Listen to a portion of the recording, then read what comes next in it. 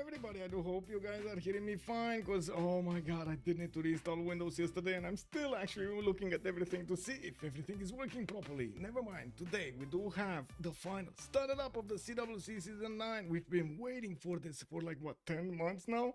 This is gonna be unbelievable. We do have on one side change of circumstance fighting on the against Holiday on Highlands. Both teams very strong throughout the tournament. We did see them before actually clashing together, and COC did come out on top on that series. We're gonna need to see what they're gonna need to do tonight to get this victory. I do want to open up the screen so you can actually see what is going on. They're going through the normal pick and ban phase, and I think okay, this is fine, a bit fine. Let me actually move this a little bit, because yes, I do see yeah. Anyway, the camera needs to be a little bit bigger and to the left. There we go. Doing the little things. I do hope you're also not seeing this black stuttering over here, that I don't know exactly what it's happening, but on my screen I do see it. So oh my god, it actually is on your screen also. Your microphone is only on the left side. Oh, thank you so much for reminding me this. I do know. One second, because I'm pretty sure I do know how to do it. It's just a matter of going into this there we go. What was it? There we go. Do you hear me fine now? It should be fine now, right? It should be on the both channels. Okay, thank you so much, by the way. Totally didn't remember that. Woo! Let's go, BC. Good evening, sir. Red Darksider. Good evening, sir, and welcome. I do see Andy Rob. Bonsoir, monsieur, bienvenue. Frankie for a finger. Good evening, sir. And yes, it was something wrong on the sound. I do hope I fixed it. Then you didn't go. Good open my head and welcome. Also, I do see T Busily. Trynda is playing. Yes, I think so. Tandorios also. Good evening, sir. I'm not accustomed to the tournament formality. I'm always confused about the winners bracket semi-final losers. Do they play team 2.50? No, there's no more other games than this. This is it. The last series of the CWC.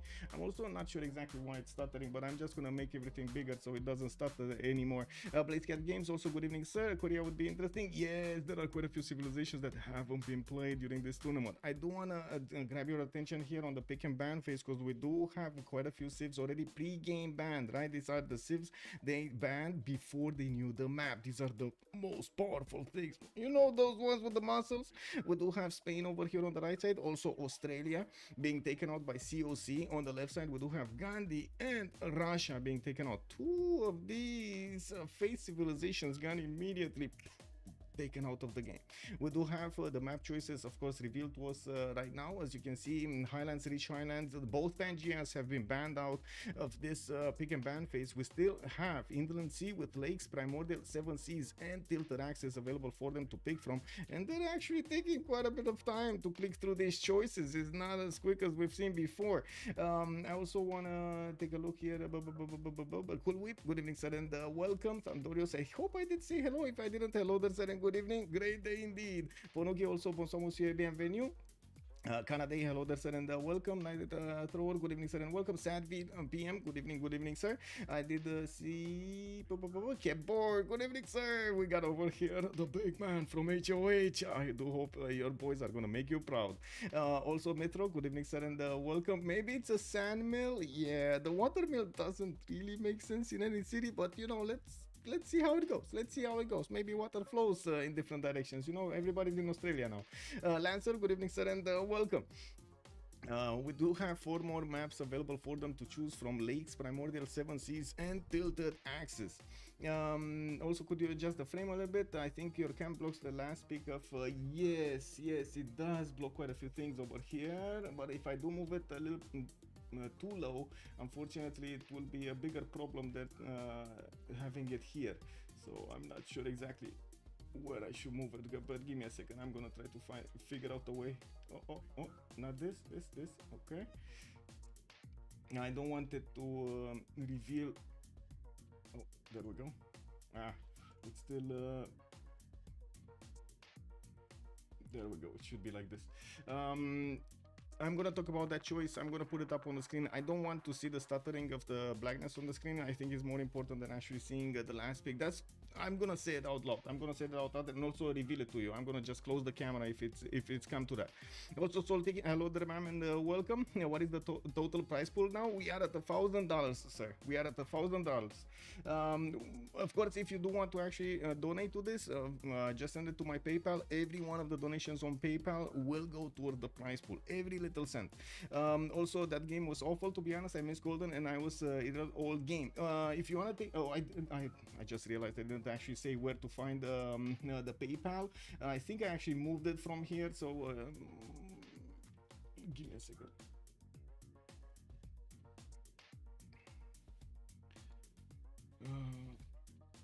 No? Oh well. Maybe I don't know exactly where to get it from. Oh my god. I think I need to actually log into PayPal for this. To get the link, I mean. Oh well. We do have the map being chosen. It will be lakes. We do have quite a big map, and we will see, I'm pretty sure, quite a bit of aggression from the beginning of the game, because yes, this map actually allows you to have those highways, and they will be fast to get those horses from one empire to another. Also, Mozdrat, good evening, sir, and welcome. If I didn't say, that game was awful, to be honest. I missed Golden. I was in the whole game. Oh no, that missing Golden in the first one is quite problematic. Also, he can do his greedy sim win conditions. Trynda likes lakes. Well, let's see if he can do actually that greedy. A flying toilet also. Hello there, sir. How are you doing tonight? Rafif, you already calling it out. Potato. We gotta see if the Dutch are gonna get into this. First of all, I do see Sumania is gonna be banned on the left side by HOH, while on the right we do have still COC needing to start off on their pick and ban phase. On their ban phase, they do have 3 more choices each in this one. Well, right now COC is taking out Chandragupta, so they're kind of ending up on 2 choices on each side before the tone of the game. We're gonna need to see them on HOH's side. They're gonna set the tone for the game. They're gonna pick up the first civilization, and they need to be very careful who are they gonna pick, so their opponents are gonna be raveling into that choice. Well, amazed by the choice, and also a bit fearful, I would say, right?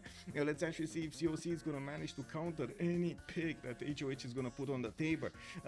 Now, also Sumeria band Dave plays tribute. Whoa, really? Okay. Good. Yes. Good evening, Nemesis. Hello there, sir. It's true that when you choose Inland Sea, you clearly play an awful game. You're clearly to play what? Anyway, you're clear to play that you will play a bad game, or you're setting up to play a bad game, or you don't want to play a bad game. I didn't understand that one. Please explain. Also, Golden RPG inspired. Let's actually see how things are gonna go here. On the right side, we do have Byzantium from COC being taken out, and I do see Rome also is gonna be taken out by HOH. We do have one more choice, just one more band before the first picks are gonna be revealed to us. And taking a look at this, HOH will have 34 seconds to go. That means I have a little bit of time to actually say hello to everybody on YouTube as well. How is everybody? Raj, good evening, sir, and welcome. Lots of love from Romania, sir. Jessica, hello there, ma'am, and welcome. Come back from KFC on time. Ooh, you got those little wings over there. Nice. Also, Juicy, hello there, sir. Do you hear me properly now, or do I need to actually turn up the volume on the voice? You gotta tell me, because yeah, new settings, new Windows, basically. R360, hello there, sir, and welcome. I'm sorry about the new settings. Unfortunately, yesterday I needed to do, like, it was a must to do a BIOS update on the PC because of well, you know, the Intel scandal. Well, they put out the BIOS update, and we kind of needed to update. That actually crashed my Windows. I couldn't log in anymore, so I needed to reinstall. Yeah, that's how I spent my last 20 hours or something like that. Also, Rafifi, no luxuries, no freshwater, water in the sea, and almost always a foe. You clearly didn't choose the map to have good stats. For the lakes, I think they will have good stats. Luxambi, thank you so much for the gift. Much appreciated, sir. Also, GR, I hope I actually fixed the problem. Juicy, also GR, please, please, please tell me if I actually fixed the issue with the microphone. I cannot actually hear myself, you know. Also, for Michael, hello, Darsen, and welcome. For reference, I usually have my TV on 15 volume, and I have to set it for 50. Whoa, whoa, whoa. That's, I see. I think I actually know what the problem is here, and I'm gonna do it right now. Give me a second, because I'm pretty sure I needed to actually do this, which I didn't do. Let me actually is it fine now? Is it fine now? Say it now. I'm surprised that Cleopatra is still here. Well, yeah, they did take out Creo on the left side for HOH on the right side. Coupe is not going to be let in the map, of course, with his extra production over there. You've seen what he can do. We do have Genghis Khan being picked up by HOH. That's going to be the first save on the lakes map. And like I said, there are highways available for them. What I mean by highways is basically flat tiles that the horses can actually pass through much quicker. Then, of course, the hilly terrain and mountains and so on and so forth. Lakes is actually quite an open map in that sense. We do see on COC side or another two war civilizations, I should say, Vietnam and Mapuche being picked up by them. I would imagine Vietnam is going to be played by Trynda. I think so, and we're going to need to see who's actually going to play Mapuche. Now, also, yeah, Trynda, I'm pretty sure wanted Vietnam. DB is calling out for Ramses to get in. Okay. Jska, is it fine now, by the way? Can I have a confirmation on the volume? Is it fine now? They deny Mapuche. They pick Mapuche. No deny here. They actually picked Mapuche. We do need to see the second pick of HOH in just a few moments. They're still I'm gonna have 35 seconds to go for this. Vietnam is not a poor, not sure. Need more. Okay. I can do more. I guess there's more. There's more. I can do more. Is it fine now? Is it fine now? All good now? More.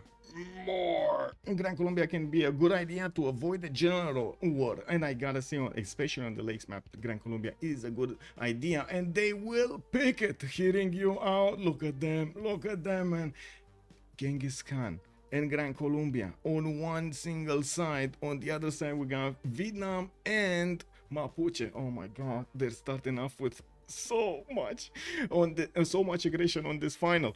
Now we do have next 4 bands needed to be picked, and I do see COC is gonna have, of course, the first one to take out, with quite a few still remaining good, very good war civilizations in the game. We're gonna need to see which are gonna be banned and which are gonna be kept.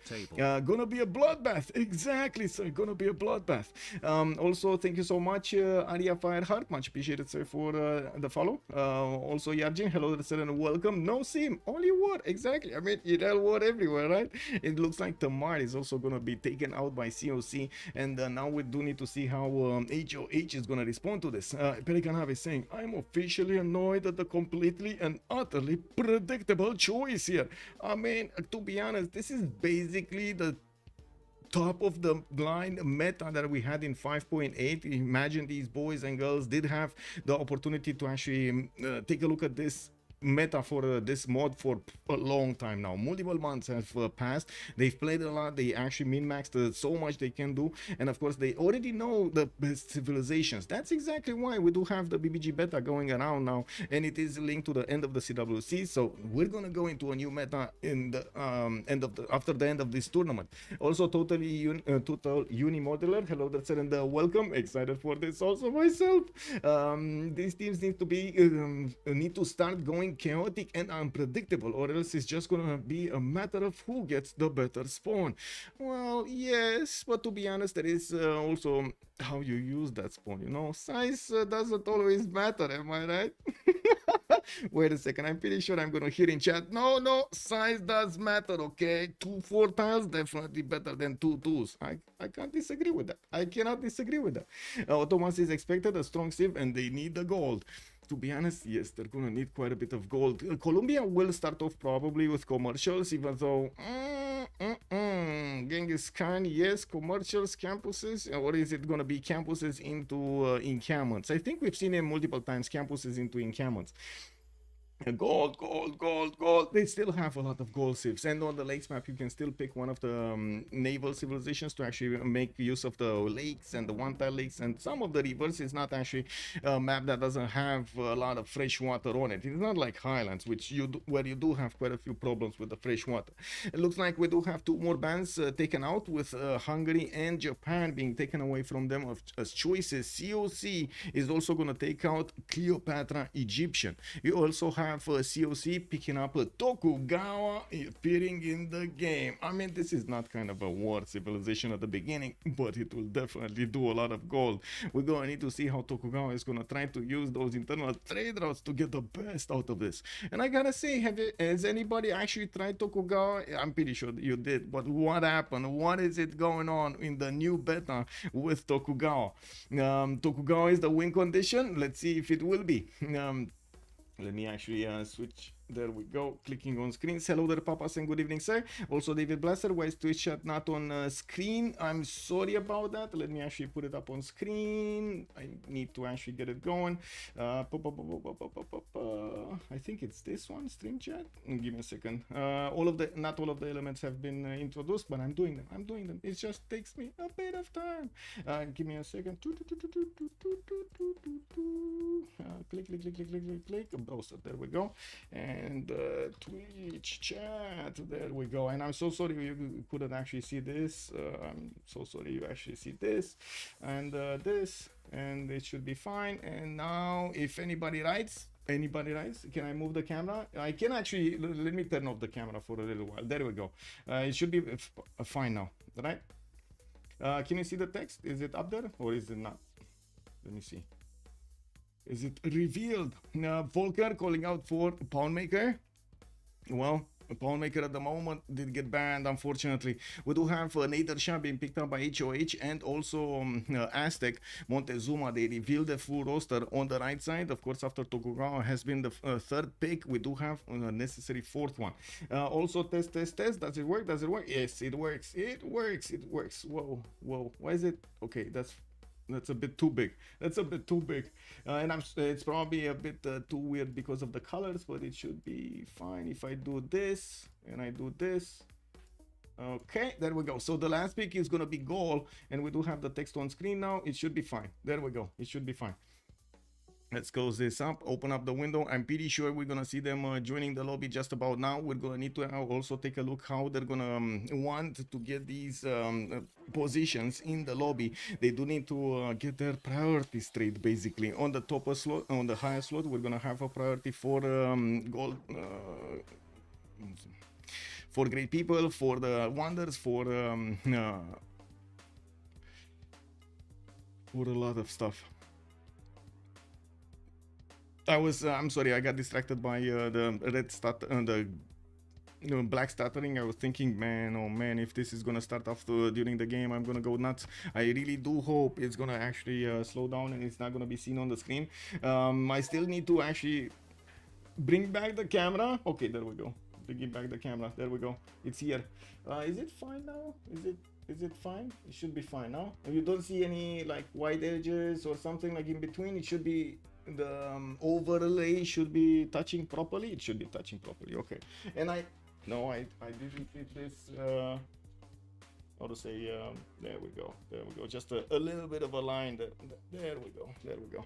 I remember you guys gave me feedback that the lights behind me are a bit too strong, so yeah, there we go. We should be fine now.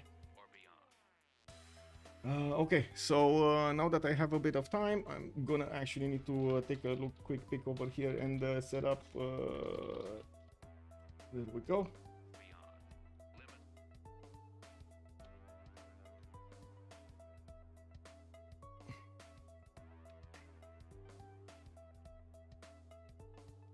Looks like they are getting in. We're just gonna need one to get in.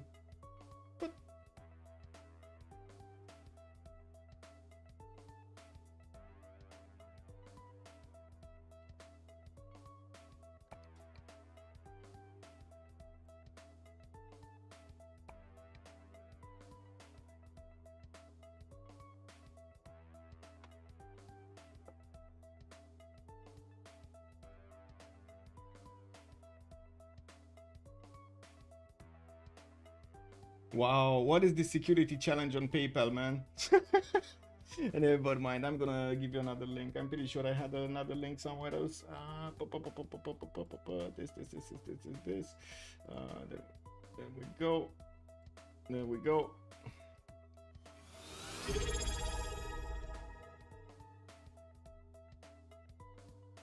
Goliath retained his knighthood for 11 months.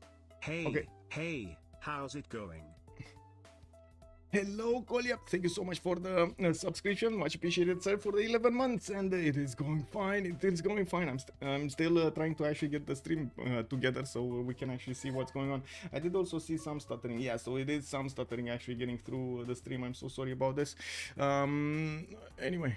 We're playing on no, we're not playing on beta, we're playing on the original version. Let's actually see on the previous version on 5.8. We do have everybody getting in. Also, they're choosing their civilizations. I do want to set up the message over here for PayPal. Donations go to CWC price pool and then the link. There we go. And then I do need to actually pin this message. I do have to mention, we are right now at $1,000 from your donations and what we had before. So it is amazing. I gotta say thank you so much for actually getting us to $1,000. It is basically a milestone that we just reached with the CWC. Jska crashed us Japan time. Yes, Mama Jessica over there, definitely doing well. We do have Nyreen on Genghis Khan. I do see Rage is gonna pick up Ambiotics. Tokugawa still needs to get in, and it looks like Jessica is gonna play it. Sabuga is gonna play Nader Shah. We got Trynda on Battery U. Mariusbw is gonna play Simon Bolivar, while Montezuma at the moment, I'm not sure who. Probably Space. I'm thinking Space is gonna play it, and then Ben is gonna play Lotaro. It does make sense. And to be honest, we've seen him multiple times actually play a Lotaro very well. Now I'm quite curious if he's gonna have this time around a bit of a different strategy than the last time, or it's just gonna be pure war. Also Charles HE, thank you so much for the follow, sir, and the welcome. Let me actually set up the same message also on YouTube, and also good peaks. It can be a lot of action. Volkar is saying on YouTube, feel like Mongol strong peak here. Yes, it is, sir. Goal is rare indeed. Very excited for this one. Mike, good evening, sir, and welcome. Join the excitement. We are running up for the game right now, and we're just a few seconds away from getting into the first map. I'm gonna set up the message right now also here, and yes, again, YouTube doing bad things over here with not the triple button. No, not this. There we go. Pin message. There we go. We got this. Okay, so prediction. Let's start up the prediction for how many remaps are we gonna have. 0, 1, 2, 10 minutes of the submission period. I do want to explain that each team does have a remap token available for it to use at turn 10. We will need to see how the players are actually gonna get their lands together, and we're gonna need to actually take a look how their neighborhood is gonna look like, if they're gonna have allies, if they're gonna have opponents next to them, so you know, bad things might happen. I do want to ask, where are we starting? Are we starting left? Are we starting from Ben, from Mapuche, or are we going right? Oh my god, stream already says left. Charles, hello there, sir, and thank you so much. Always love to commentary. Thank you so much, sir. Kind words. I do hope you're going to enjoy the show tonight in the finals of the CWC. Also, Maniashi Goblik, good evening, sir, and welcome. Nitro calling it bottom left. Wait, there's no bottom left. We got only Mapuche on the left side. Lotaro is going to need to be revealed to us. Let's actually see. Ooh, between the mountains with a possible 2-2-1 base if he actually wants to cross the river. He does have a few 2-2s next to him, and I do notice he's going to have interesting Shema moves. You do see this land is going to have quite a bit of breathtaking appeal for those Shema molds. We do have him with a lot of march tiles to the right side. Not sure it's good, but the extra food is definitely gonna be interesting.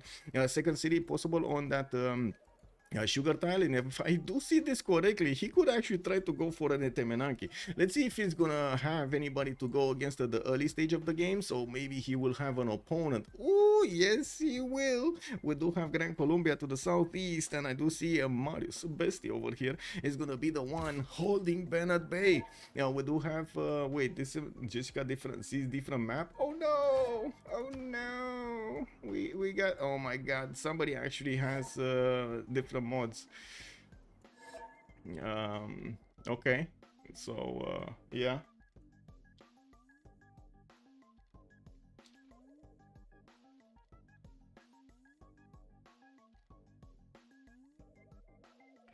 Okay,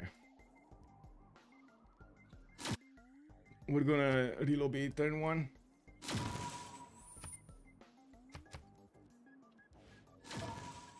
Yep. The screen is shifted to the right if you tap out. That's weird. That's really weird. I don't know how it actually shifts to the right. That's just, I guess, Windows thing. I'm not gonna try to see if I can troubleshoot it, but I don't think I'm gonna have time tonight to take a look at this a little bit more in depth. It takes a little bit of time to click buttons and try out things to see what works and what was it. But it's good feedback. Thank you so much, Scale Trees, and I do hope it's gonna be fixed. Black screen splashing. Yes, yes. And whenever I actually tab in and out, for some reason it actually because I don't know, it's picking up the stream. I'm not sure exactly what's going on with this. I think I can do something else. Give me a second, because there we go. Is this better? Is this gonna work better? I don't see the black screen anymore. It should be fine. Do you see any more black stutters? It's already long game incoming. Looks like a lot of Highlands with the million mountains and hills, to be honest. Yes, I do hope we're actually gonna stabilize when we actually get in back into the game, and I don't need to alt tab anymore that much. So I'm gonna try to keep my chat to the minimum, like rate and chat to the minimum, so that I don't actually have this. And you should actually see how the black stutter on my face, it actually cuts out, right? Also Metro going right. I'm sorry, sir, we actually needed to go left, but I'm gonna ask again on the next map. We can actually go right on the next one. Good evening, challenge accepted. Good evening, sir, and welcome. A final game. This is the best of 5 series. COC did start off with a win going into the series, and because they are coming from the upper bracket and HOH is coming from the lower bracket. We do need to see if they did put up the lobby. It looks like they didn't put up the lobby. They're probably fixing their mods.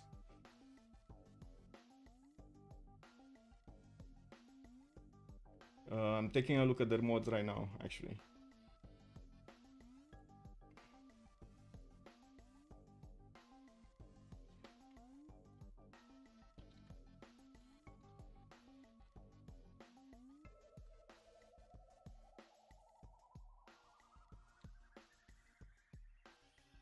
One, 2, 3, 4. Okay.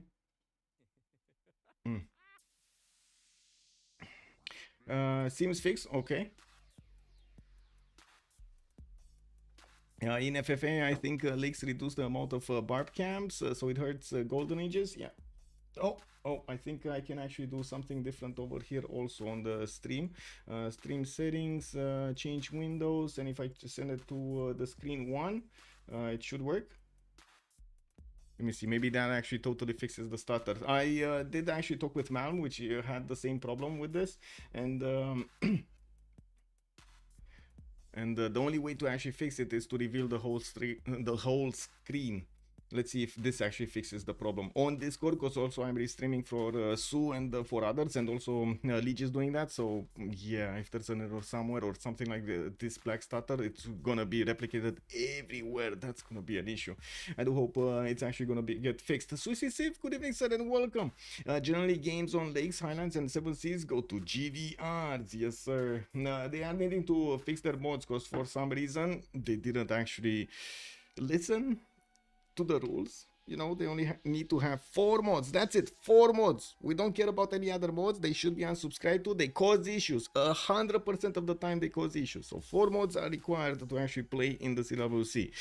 And yeah, players sometimes do like to have 10 mods, 12 mods, 50 mods, I don't know, a lot of mods that they are just lazy to unsubscribe. There's no other reason. Like, it takes literally 2 seconds to click on a button and poof, it unsubscribed, you know. And you're gonna not waste 30 minutes afterwards to actually fix the problem right after you get in the game and so on. Yes, Cool Whip, they did have a few wrong mods. Anonymous, thank you so much for the 20. Oh, $1,020. We got $1,020 prize pool. Oh my god, amazing. You guys are awesome, guys. Like, I know it's been quite a journey, I would say.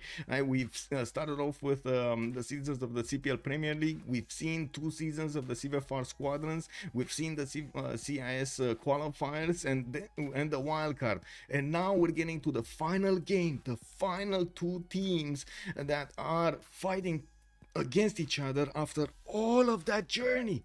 All of it. That is insane amount of rank they built up over all of this time. And of course, we're going to need to see what they're going to do at the end of this meta, after a 5.81 meta. What are they going to do to actually win this game and this series in general? Okay, we got this, and we got this. Also, so the main question is, how Tokugawa is gonna spawn? That's a good question, Volkar, and we're gonna need to wait for this to happen. Yes, Tantarius, yes. Oh, I didn't see any more stutters. Huh. Interesting. That actually fixed the problem. It's a bit weird because I can't really open up anything on my screen. I need to keep Discord on the left or on the right somewhere. It should be fine.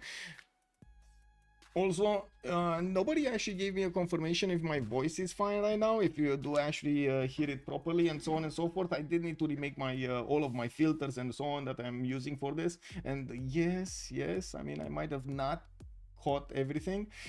Should be fine. Henning Dave, good morning, sir. Should be fine now. Okay, I hope it's fine. Let's actually do this a little bit, you know, get a little bit more bass into this. Yeah, we need to give it a little bit more bass. Hello there, sir, and welcome. Thank you so much, Abstract. Also Kolia, good evening, sir. Ozdemir Berg, hello sir, and welcome. And thank you so much for the follow, Abstract. Abstract has joined the round table. Okay, so just needing to wait for everybody to get in. I think I'm gonna need to at least rejoin once. Let me actually do this. And to be honest, you know, it is, I gotta say, it's not basically a CWC game if they don't have some mod issues. Incredible. Now, should we, what do you think? Should we implement from the beginning of the game, like from before the game? Should we ask every one of the players for their mods? What do you guys think of this? Should we actually do this beforehand? Should we actually go and be so invasive? Because I kind of feel like it's invasive, right? You trust that they want to play just as you want to watch. So they should actually get those mods together and not actually need to interact that much. Clearly, okay, it's all about that base. Mythrock, yes sir, the base. Screenshot should be required.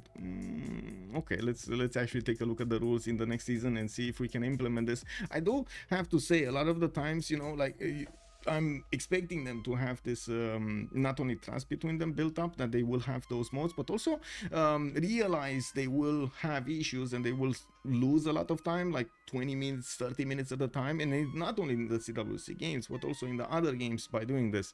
Oh well, you know, it is what it is. I don't remember which one was the first one as a Civ. I don't think I actually yeah, I mean, we did take a look at it, but I don't think I actually remember. Anyway, I need to swap over here with one of the top ones, and it looks like Glitch is fine. I did see an error over here, but he's fine, and I do hope we actually rejoin and we do have any more 0 MS. We should be fine over here. Yeah, looks fine. So just gonna need to swap with Rage, and of course get the Spectator slot while he's gonna go down. So Jska is gonna play Tokugawa on the top slot. Having the priority on everything, I see. A screenshot would save everybody's time. Yes, I think so. We did actually implement this in like season 7 or something, when there was a lot there were a lot more problems when it came down to this. But anyway, let's not talk about the problems. Let's actually think about the map. We do have tonight I gotta say, with Genghis Khan, Lotaro in the game over here, I'm pretty sure we're gonna have a lot of horses, a lot of ponies just running around everywhere. We're also gonna need to see how Tokugawa, and if Tokugawa is gonna get the opportunity to sim. Yeah, I'm pretty sure those internal trade-outs are gonna be worth it. We gotta see how Jska is gonna get to use them. We also need to see what we're gonna have for them as other options. For example, Vietnam, if he's gonna have any kind of timing attacks against somebody, or Lotaro with those Malon Raiders. Genghis Khan with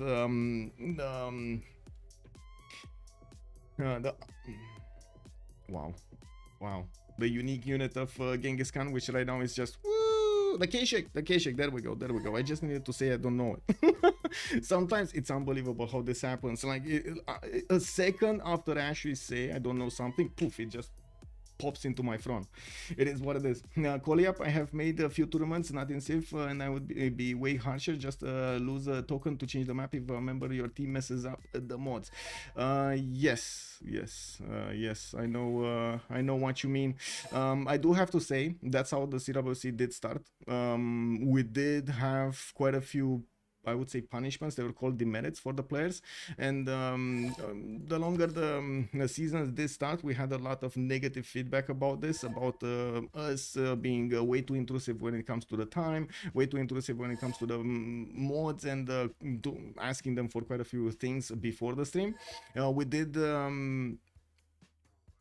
We did have a period in which they were a lot, I would say, organized, a lot better organized when it came down to the games. And to be honest, we haven't seen that many problems in the CWC. But right now, I gotta say there is quite a bit of excitement, because we've seen a lot of UI mods starting to be used in the main games, or I should say in the normal games, the day-to-day games, the ones that are being played on CPL, on CVFR, and so on. They're using quite a few mods extra than the ones we're using in the CPL, in the CWC, and this actually is causing quite a few issues.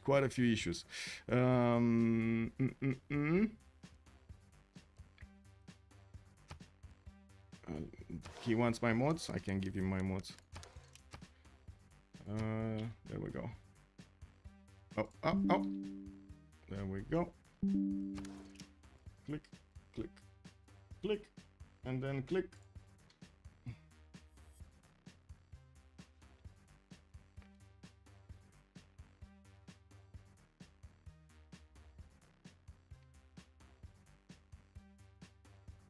I don't think penalty is necessary, but incorrect mods cause too many issues. Yes, it will help the games to start faster to do the check. Yes, I agree.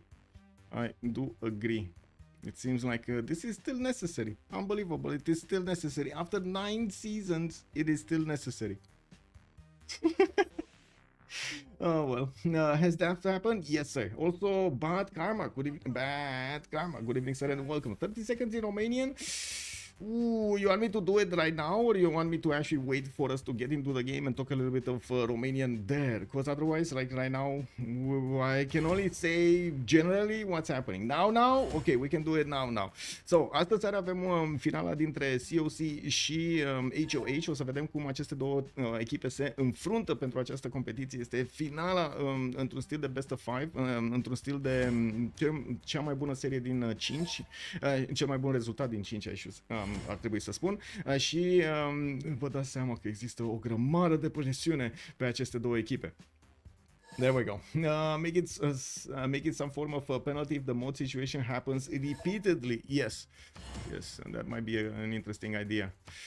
Okay, so looks like we do have the players actually getting into their slots properly. It does look like Jska is not going to be on the top one. She's going to have the third one. Nyreen with Genghis Khan is going to have the top priority. That means they're going to fight a lot on the generals. That's what this is telling me. Rage is going to pick up Ambiotics, which of course is going to give him quite a few advantages when it comes to the early engineers, and we're going to need to see how he's going to get to use them. Jska, Tokugawa, again top priority for those. I'm actually curious, is she going to go harbors? I would assume it's going to be dependent on the land over there, but anyway, great people, wonders are also going to be priority here, and I'm pretty sure she's not going to get to compete with Genghis Khan on them, so you can consider she's like second slaughter in priority rather than third. Also, which map? It's Lakes map, and I do have to actually put put up that one on the screen, but that actually requires me to do a text map, map, and I do need to actually click on this, this. Yes, I'm getting there. And map lakes. There we go. There we go. We put it here, right? There we go. There we go. And we do have the first map revealed to us. Just give me a second so I can finish this up and set up the opacity of the background. There we go. Now it should be fine. You can actually see it clearly right underneath my camera. You can actually see the map type.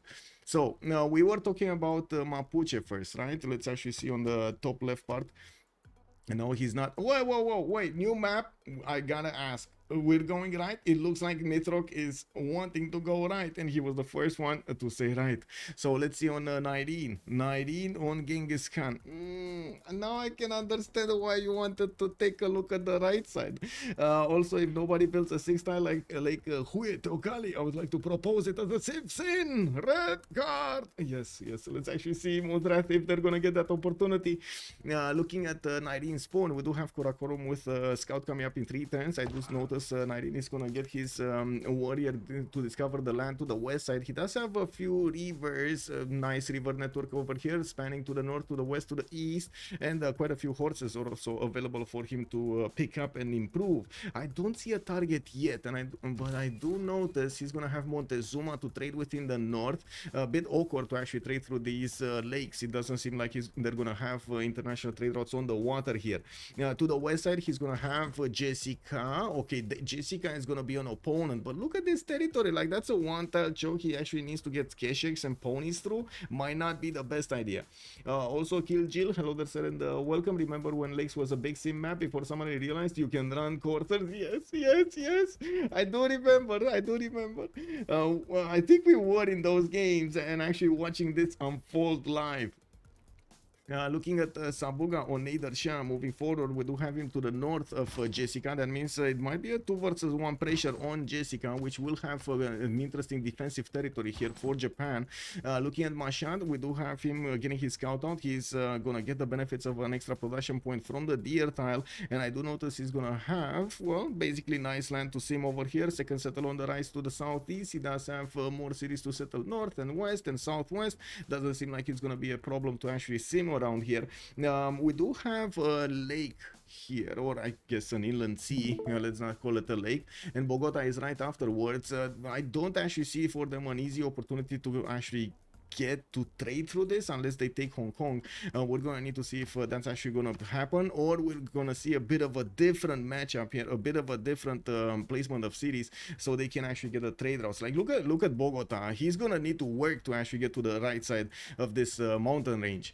And we do have space also to the north of Genghis Khan, the west side of, oh my god, guys, oh my god, Ben, this is illegal. This is some plus 18 stuff right here. Exactly, this is illegal, man. Like, what did you eat today, Ben? Like, come on, man. This guy really needs to really knows how to spawn here.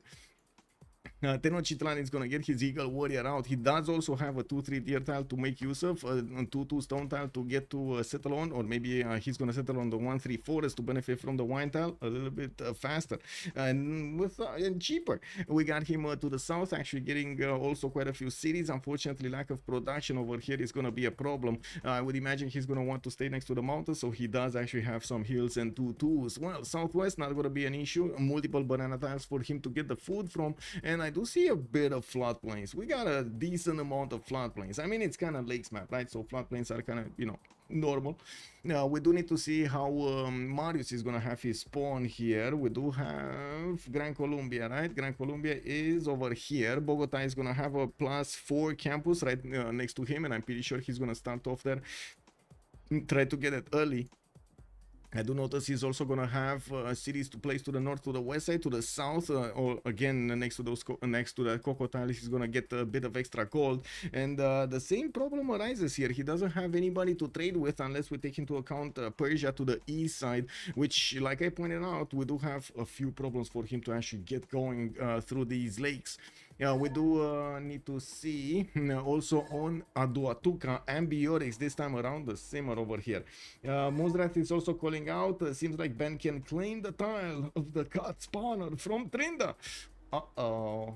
Uh-oh. I mean, that might cause some drama. I don't know if I want to propose that, man. That might cause some drama. Can you show Lotaro spawn again? Yes, sir. There we go. We got Lotaro. We were just getting to Lotaro, but he's like end of the list here. But you can take a look, Alexa. Travis Bond also, hello there, sir. I forgot BBG 5.8 after all these beta changes. Yes, you can imagine how I am right now. Taking a look at two different, how to say, types of mods and actually trying to figure out exactly which one is which. I do also want to say, and that is sometimes too much. I don't know well any pro Civ players, that, but if they are like pros from other games, stuff like that, it just goes over their heads. Kick double. Okay, fair, but shouldn't be like that. Oh, okay. Anyway, coming back to this, we need to take a look at Rage, and the first thing that I see, he's gonna have two quarries to improve the gypsum tiles here, and of course he's gonna get his oppidum to the southeast there.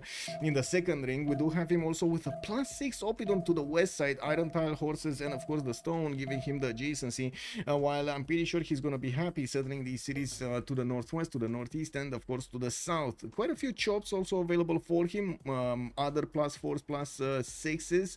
Oh my god, this is nice land. This is nice land for Rage over here. Another +6 oppidum available for him to pick up. Another +4. Everywhere he's gonna have at least +4s. Very nice. Now we do need to take a look at Jska, because yeah, Gaul over here to the south of Lotaro and to the west of Karakorum might not have that many issues as you might think, especially what is this mountain range? There is a one-tile choke for Mongolia to actually get horses through. Oh my god, this is incredible. Like, you just put one unit, one horse over there, and that's it, or a man at arm, and that's it. He's not gonna pass. We do have Jska here with Tokugawa in between two opponents. This might be grounds for actually a new map, even though I do have to say she does have defensible territory here. She might not want to defend that much, dedicate your resources to defense, because of course the sim, she needs to boost her allies. We do have her getting a second scout out, and I do notice she's also gonna have a reef tile, a +4 campus over here to the south of Tokyo, while I'm pretty sure she's gonna be happy settling the gypsum tiles to the south, and of course benefiting not only from the fresh water but also from that amenity. In the north, we do have her also benefiting from quite a few cities, but coastal mostly. She does have some rivers, not that much fresh water though. Looking at Trynda, let's actually see where Trynda is. West side of Jska, definitely can set up coastal trade routes using these lakes. He does have Piotaki to the south, and this is beautiful. Like, this is oh my god, man, oh my god. If HOH actually keeps this map, man, this is unbelievable. I don't know what to say. You guys were saying Ben actually knows how to spawn, but look at the Piotaki next to Trynda. I believe this is a bit of a competition for who knows how to spawn. I'm just saying, saying what I'm thinking. Don't you guys see this? We didn't see Vietnam. Exactly, we didn't see Vietnam yet. Board Daniel, good evening, sir, and welcome. He's not scouting it. Wait, he's not scouting it? No, he's not going east side. Wait a second, he's actually not going east side, he's going south. With turn 7, and he did not actually go to the east side. He even crossed the river here. Okay. He even crossed the river, so he might actually take a left instead of a right, so he's not gonna get to spot these juicy tiles of the Piotaki to the right side, giving him that extra culture. The juicy gold. Anyway, getting a settler out in 4 turns. He does have Coco Settle if he wants to the northwest, and I'm pretty sure he does have quite a few settles next to the fresh waters, the rivers and everything here. Now we do need to see how he's gonna make use of it, and exactly where is he gonna go in the next turn. He only has 3 more turns, 2 more turns worth of movement for him to spot that wonder. We do have also Vietnam here, Lotaro here with Ngulumapu meeting Mount Roraima to the west side. He sees at least the 2-to-1 tile, and of course the T tile here to the west, so he knows he will have a wonder, and of course usually you kind of know it's Mount Roraima. Come on, let's be real. Now we do have Ngulumapu also pumping out a settler in 2 turns, and the big reveal is he. Oh my god, he's never gonna make it.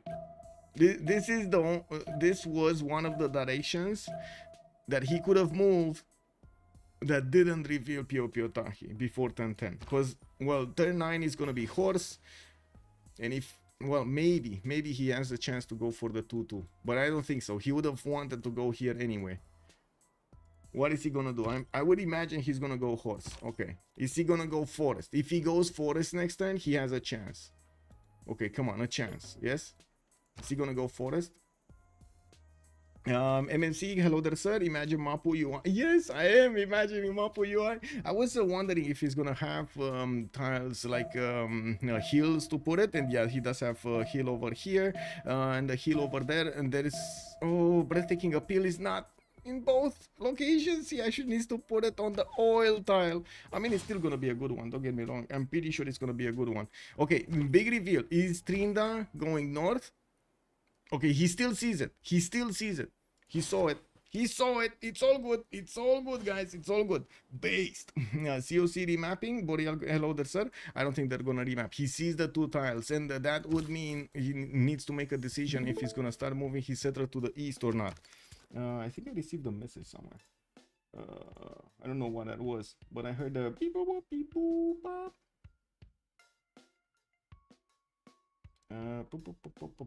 Okay, should be fine. Should be fine. Discord message, yeah, but it wasn't actually. That's kind of weird. I did see a new person actually jumping in. Do you guys know Ogothi? He's actually joining. Ogothi, are you here? Hello there, sir. How have you been? Where have you been, sir? Unbelievable. We haven't seen you in like what, 2 years now? Unbelievable. Also, second, like his love, one does not simply remap spawns. HOH will remap for Mongolia. Well, they don't have a target on Mongolia at all, actually, right?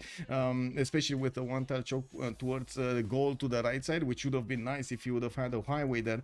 A one tile choke towards Japan on the west side, definitely not gonna get to inflict that much damage on either of them. Well, we do have only Sabuga needing to actually put up his oh my god, this is gonna be the map. This is gonna be the map. Not remapping, gonna be a Civ6. Oh, I don't know what to say about this. I don't know what to say about this. Okay, this is it. Let's actually move this up and choose an outcome. How many remaps? 0. We had 0 remaps. 0, not even technical. 0 remaps. Well, let's actually see how things are gonna go. I'm pretty sure the players are gonna try to make use as much as they can. Team names, please. Yes, Jska, hello. Thank you so much, ma'am, for reminding me. Let me put up team 1 would be COC, and we reveal this. And team 2 will be HOH. That's Highlands, and we're gonna put it up linked here. Okay, there we go. We should be fine. What a luck. Yes, what luck. Unbelievable. Okay, so you guys want to take a quick look around from the other side? I'm pretty sure we're going to need to take a look at all of their spawns again to see their strategic resources, talk about their early choices, but I do want to know the direction. Are we taking it from the left or are we taking it from the right? Sure, let's go. Okay, so bend, we go left. Lotaro here coming up to the south. He's not actually going to put his first city next to Mount Roraima. He's actually going to send it south next to those bananas. He might be worried about a bit too much science development. We do have him also getting scouted up by Gran Colombia from the right side. It looks like Simon Bolivar is gonna get his warrior in there. We're gonna need to see if he's actually gonna get to stop any settler from moving or slow down Mapuche here. We do have him also with a decent amount of breathtaking appeal in all of this in all of his neighborhood, and I do notice he's gonna have that 2-2 base next to the banana. That's gonna be a pretty poggy siggy there. Now we do also see horses in the second ring of Engulu Mapu, while he's gonna have the iron in the top left here in the second ring from Engulu Mapu. I would imagine also he's gonna need to pay attention to Montezuma to his west side. This is gonna be a conflict zone of some kind of form or another. We're gonna need to see how either of them are actually, or how both of them are actually gonna approach this position. Batriu, let's take a look. did settle Tracheu on Pio will get the extra culture from the get-go and quite a bit more gold. He does have 3 extra gold from working underneath the tile underneath the city center and also the tile next to Pio the banana boats are coming out, and we do have a settle, another one coming up in 3 turns with horses in the second ring and also iron in the second ring. D. Beasley, thank you so much for the gift. We do have to welcome Antics. Hello there, sir, and welcome. Mapuche should build the Eiffel Tower. Oh my god, so many of those shemamos. If he is actually gonna get there, that's the problem. We do have also looking at the vision, Vietnam actually getting next to the cities of Gran Colombia. He will get to scout out what's going on if that unit from Gran Colombia is going to move. But I do see Marius just not getting to move around. They're probably just going to swap places over here, or Marius is just going to keep that information away from Trynda. We do have to take a look at Tokugawa with Jska sending the second settle towards the gypsum tile in the south, getting the 2-1 immediately and the extra amenity from the gypsum. We do have Tokyo building training another settler in 4 turns, and yes, I do notice Jska is gonna have few choices for the second settle, one over here in the north. Neither of them are actually gonna have fresh water unless she settles something like this over here, freshwater lake with quite a few bananas, 2-1 wine tile, and of course fisheries, a +5 harbor, and so on. That might be an interesting choice. Thank you so much for the 100 BDs, Modrat, much appreciated, sir. The players don't see what we see. This somehow still feels like a Civ6. Okay, chat, coming back to what you asked me earlier, should we actually put a Civ6 because HOH did not remap, or should we wait until the end of the game to see if HOH actually is correct? Maybe they can actually put this up. 100 Heinie Dave, thank you so much for the 100 BDs, much appreciated, sir. Thank you. What is the price for the first place? The price for Yoshi, hello there, sir. The price for the first place is $1,020 right now, coming out of the donations that have been I would say accumulated in the past months. Just realized no Rome or England. Yeah, this feels weird. No Rome, no England. Yes indeed. Let me see. Yeah. Okay. So let me actually take a look next on the strategic resources. We do have an iron tile to the southeast of Tokyo, second ring, easy and cheap to get horses to the left side of Tokyo, even though I'm pretty sure she doesn't want to discover animal husbandry. We're going to need to see if she's going to get animal husbandry before she's going to put down a campus. Well, that might be an issue. I'm pretty sure her allies are going to tell her, hey, you got a horse tile there that might actually block you off from getting a good campus, even though, look at this, she can get them between the two reefs. Might not care about that horse that much. We do have also take a look at Rage, putting those cities next to the places that he's gonna get the oppidums from. We do have him sending his first settle towards southwest. He's gonna get the 2 horses there next to, and of course quite a bit of honey, while he's gonna have 2 stone tiles to work for the production. We do have him getting a builder out in 3 turns, and he did already pick up a pantheon. Religious settlements is gonna be the way to go. We do have him also sending that settle to the northwest, iron in the second ring with the horses in the first one. We will need to wait a little bit to actually see how he's gonna get the spawn here, but I do see nice campuses, a geothermal fisher giving him the adjacency with that mountain tile for easy +3s to get around there. We do have also Marius getting writing. Marius is gonna be over here. We do have him getting scouted out by Vietnam. Looks like Vietnam used another scout to actually get inside there, get his wiggle little toes to actually manhandle Gran Colombia. We do have him getting a trader out in 10 turns from Kumana. He did already chose God of the Forge for the Pantheon, and of course he might actually go for campuses here. Campus is coming out next turn. Writing boost. Cap number one. Is he gonna go for cap number 2 soon? Anyway, he does have a city state to kill, Vatican City to the north, which will not have the fresh water. Unfortunately, the river is not going to be next to that city center. There is also a Mapuche scout coming closer to him, and this might cause a bit of mischief. Like I said, there might be a conflict over here for Gran Colombia on the west side between him and Mapuche. Looking on the next one, we do have space, and I gotta say we didn't check out the continent split on space. Oh, City Patreon got us as a pantheon, did get to settle 2 cities, does not have a continent split. That is quite unfortunate. He's not gonna get to benefit that easily for the extra amenities. Maybe later on he might actually get a city here, but I do heavily doubt this. I heavily doubt this that he's gonna get a city here.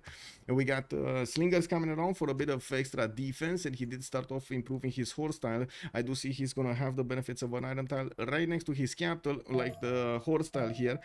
He did settle this city at Zacapotzalco in floodplains on a 3-1 base, and I do notice he's gonna get also bananas to make it work a little bit faster.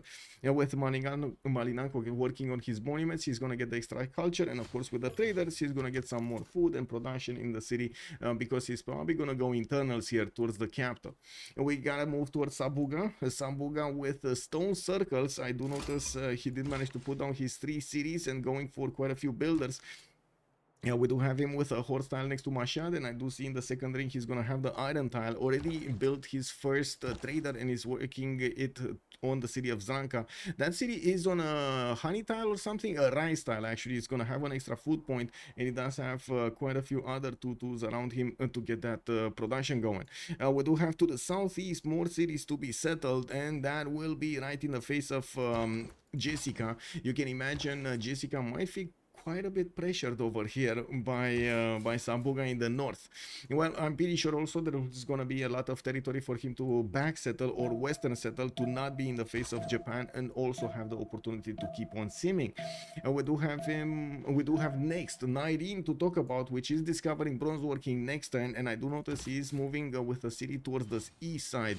He did not see what's going on the right side. I'm pretty sure he's not discovering that much territory for him to know that he's gonna have a one-tile choke towards the east, and Gaul is right after that. He does know about the north, and as you can see he's actually helping out Aztec to take out Nazca. We do have 3 units from Aztec here and 1 single unit from Mongolia, which is kind of getting beat up here. I do have to say the city does seem like it's gonna stay alive. It did manage to get a warrior inside, and we do have an archer coming out next turn. Oh my god, Nazca is too big.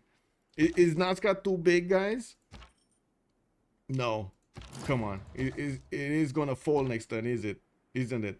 It is gonna fall next turn. What do you think, guys? Is he gonna fall next turn?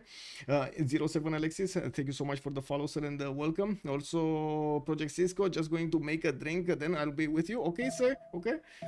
Just going to make a drink. Okay, the city under siege, it's gonna die. Now, why is Nazca without the desert tile? The great Nazcan power that knows no limits, no desert limits. Okay, let's see. If he attacks with the Eagle Warrior, it doesn't seem like he's gonna die. But now, there we go. Took it down. And there was, you know, 2 scouts that gave their life to actually take out Nazca. Now he's gonna rebuild the granary to get that extra housing. And I do see he actually got a 3-charge builder from it. Very nice. Very good start over here. Now, we do have a 4th city available for Aztec to use with City Petianganas to get the sim going. Now, well, coming back to Mongolia here, we do have the first encampments being placed down on the game. We do have Nyreen actually sending his trader from the city of Choir to Karakorum.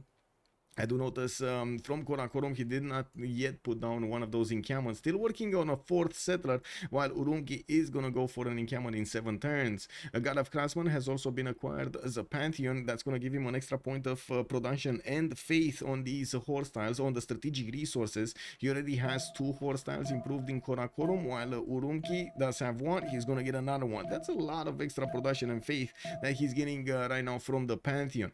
Now, with iron also in the first ring of Karakorum, I'm pretty sure that it will be an easy resource for him to upgrade. I think the biggest challenge here is actually finding his way towards an opponent. Yes, Jska can definitely be caught off guard without her actually blocking this 1-tile choke. It will be quite dangerous because Mongolia can pass through very quickly with a lot of units and will cause a lot of ruckus.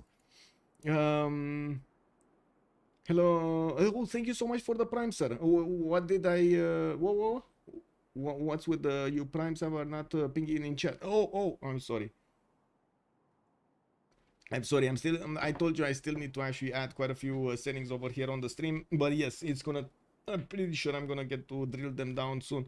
Does Mongolia go left or right? That's a good question, and I don't know yet, because well, right now it's not really revealed. He went with city west, he went with city right. He's building infrastructure in both of them. So I guess, to be honest, he's kind of keeping both options open right now. We're gonna see if he's gonna start to get a little bit closer with the next wave of cities. You've seen it multiple times. The players are going quite quickly before the end of the first era towards the beginning of the second one. You're gonna see them starting to pop off the fourth or the fifth settler and try to get to grab 5 cities before the beginning of the classical era, or right about there, you know, right about there.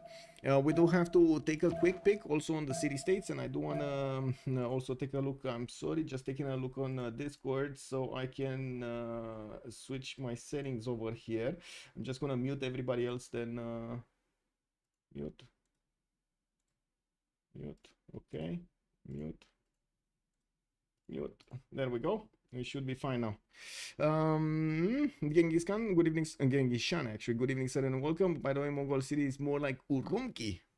Urumqi. Okay, Urumqi. Anyway, if he gets in the real world, then that's unlucky, but any Civ could get caught in it. Yeah.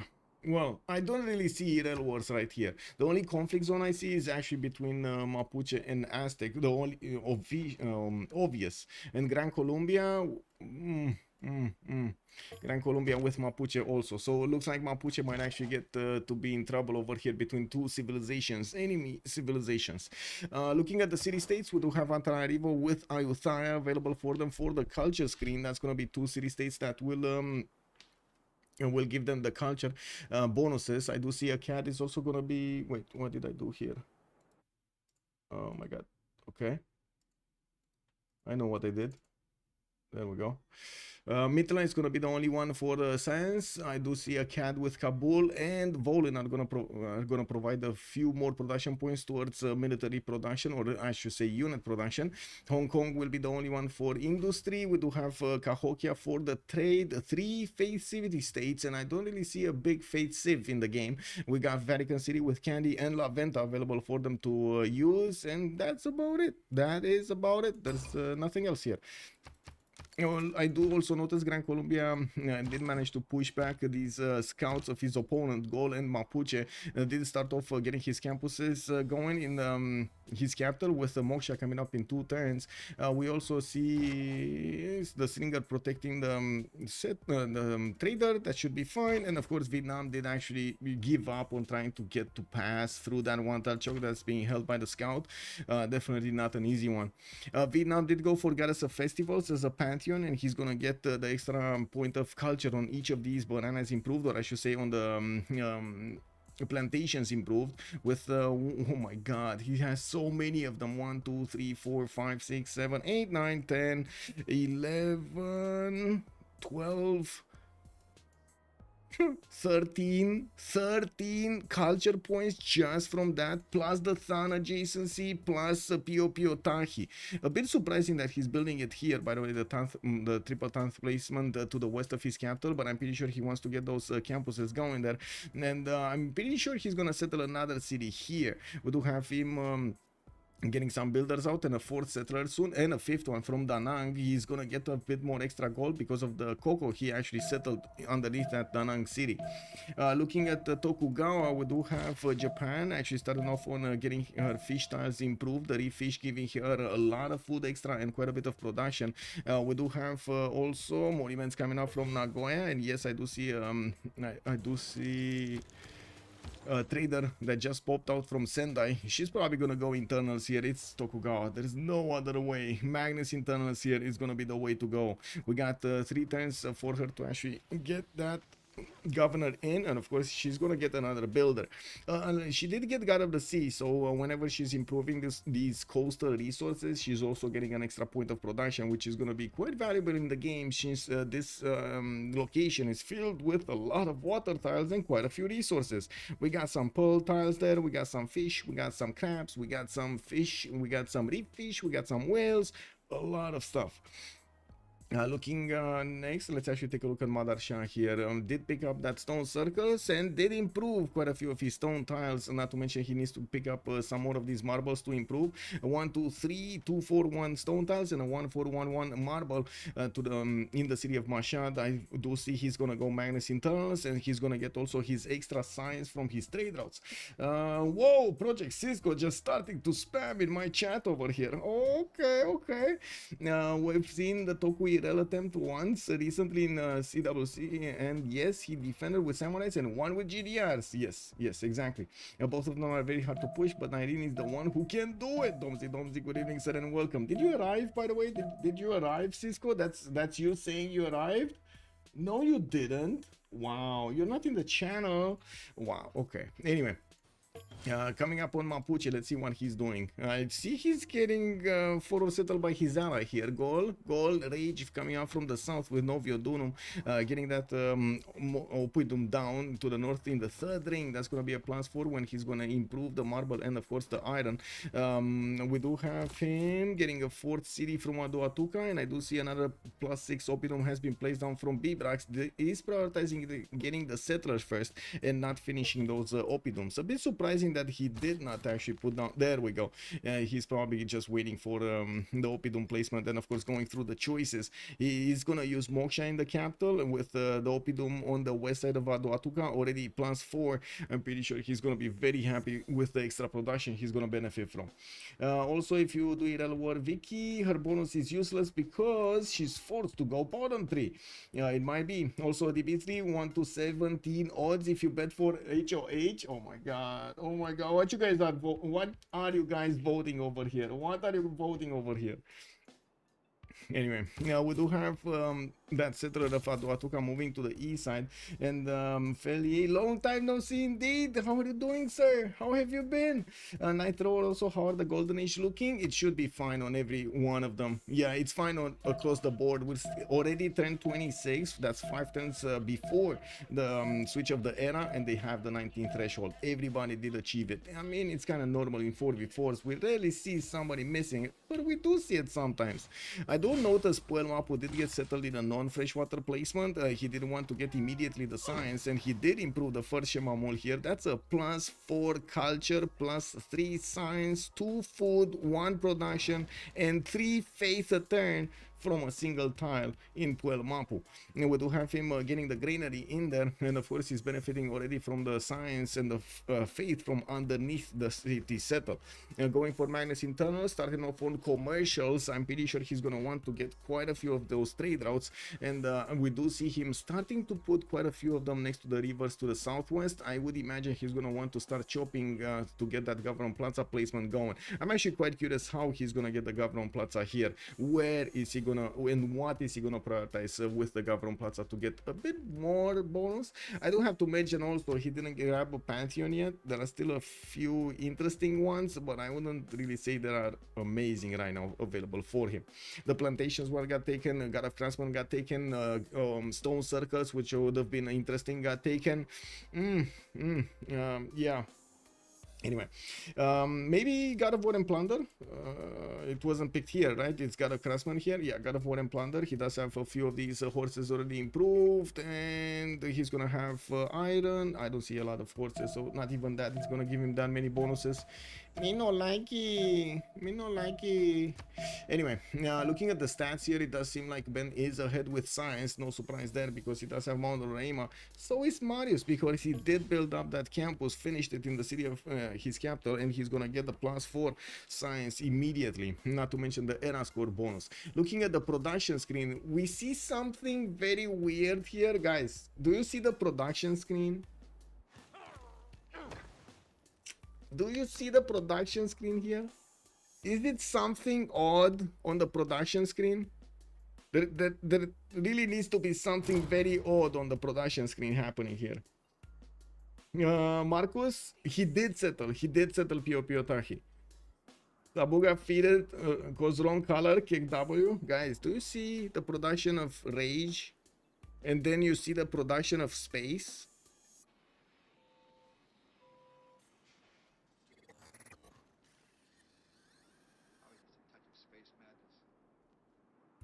Man, Sloaner nailed it. Good evening, sir. Yeah, I don't know what's going on. Let's actually see on Gaul. What's going on? Okay, he didn't finish his oppidums. Okay, he's taking it slowly, guys. He's taking it slowly. It's fine. He's fine.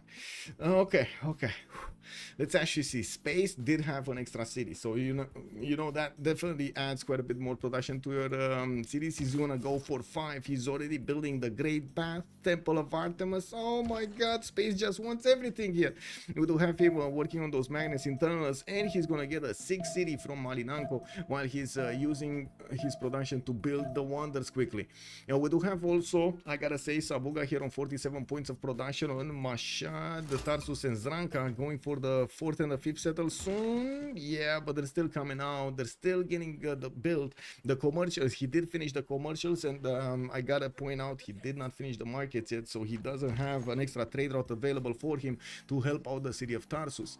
We do have Rage jumping up very quickly to 34 production, of course, after he finished the first oppidum here. I'm pretty sure he's gonna I mean, with +6 oppidums, I don't know how you can be lower than others in production. Do you guys know? What's the continent split for space? Atrocious, sir. It's like incredibly bad. Incredibly bad. Not even the city of Nazca is gonna give him access to any extra amenity here. Yeah, it's a mono continent basically. This is not gonna be good. Not gonna be good. I'm pretty sure he actually found out about the cliffs of Dover to the west side, even though, well, there's nobody on that lake to trade to. I'm pretty sure he's gonna want to get a city there soon enough. That's another whale tile. That's another amenity that he could grab from the water. Still gonna add to his bonus points. I do want to take a look here. What's going on here? We got campuses started off right after the commercials to get the discounts. We still don't have a government plaza from Persia, and I do notice he did not actually start moving to the southeast. Wait a second, did he switch off from building a settler from Zranka? I think he switched off, because I'm pretty sure it was 2 and 2, right? 2 turns and 2 turns. I'm pretty sure he switched off from building. He built too many cities, so Gaul is low on pop. Nico19 is mentioning. Hello there, sir, and welcome. Well, he did get another 2 settlers, and yes, Trevana just got settled. He's gonna settle to the west of Big Brack soon, and look at him go. He's on 44 production, catching up to space very quickly. We're also 1 turn away from going into the next golden age, and I do want to move around here quickly to see if Mapuche did get his. Yeah, there we go. God of War and Plunder makes sense to get a bit more extra merchants, and it wasn't like he had that many choices available for him anyway. He did go externals here. It looks like he sent his first trade route to Kabul, and that's from Puel Mapu. Okay, that's interesting. That's from Puel Mapu to Kabul. Well, we do have him getting builders out from that northern city, and his capital, working on his commercials to finish them, and of course needs to actually get the markets going if he wants to go internals here. I do have to mention, sending the first trader to a city-state does give you more gold, but you're kind of lacking production, and if you do open up with Governor Magnus, you're not going to get to use those benefits of Governor Magnus unless you take into account the chops, right? Governor Magnus does give you quite a bit of an advantage when it comes down to those chops, 50% yields when plot harvest and removals. You're here? Okay, let me actually open up. Il va sortir, on a récupéré l'habitat. Oh, okay, there we go. Should be fine. Do I have you muted? No. Okay.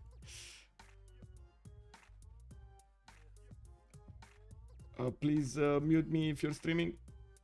Leech, bonsoir monsieur. Excusez-moi. Yeah, me too. Mute me if you're streaming. Hello, Michael. Why, hello there. Let me actually double check if you're being heard on stream. I hope everybody's hearing. I can hear you. I can hear myself on stream. Yeah? Okay. I can also hear your music in the Discord stream, by the way. Wait, really? That's weird. Yeah. That's kind of weird. Yeah. Sorry for that. Is it capturing your desktop audio? I guess so. That's kind of weird. Yeah. I can hear your tunes. Yeah. Shan, they're not playing on beta. They're playing on the previous version of BBG. That's 5.8.1. Now, what do you think about the game now, Cisco? Okay. I think we're jumping into this. The meta's quite balanced at the moment. I think it's a little bit stale. We've been on this for a while now. But the beta's looking pretty saucy over there. I think the devs have nearly finished, or I think they have finished coding it. We're just waiting for the CWC to finish. Yes, although I did see there were like 4 versions, right? They got to the D option. Yes. They went A, B, C, D, and there were quite a few of them that they were with question marks. They didn't know if they should add them to the final version or not. So I would imagine we're gonna see a few more changes in the next week or so. Yeah. Yep. I don't think the final change list has been fully proposed yet. I would have to go and check, but yeah. There's some nice reworks coming in, but I'm very surprised HOH didn't remap this map. I think they were hoping COC would use their remap token first. Yeah, but they didn't see Mount Roraima or Pio Tahi, did they? No.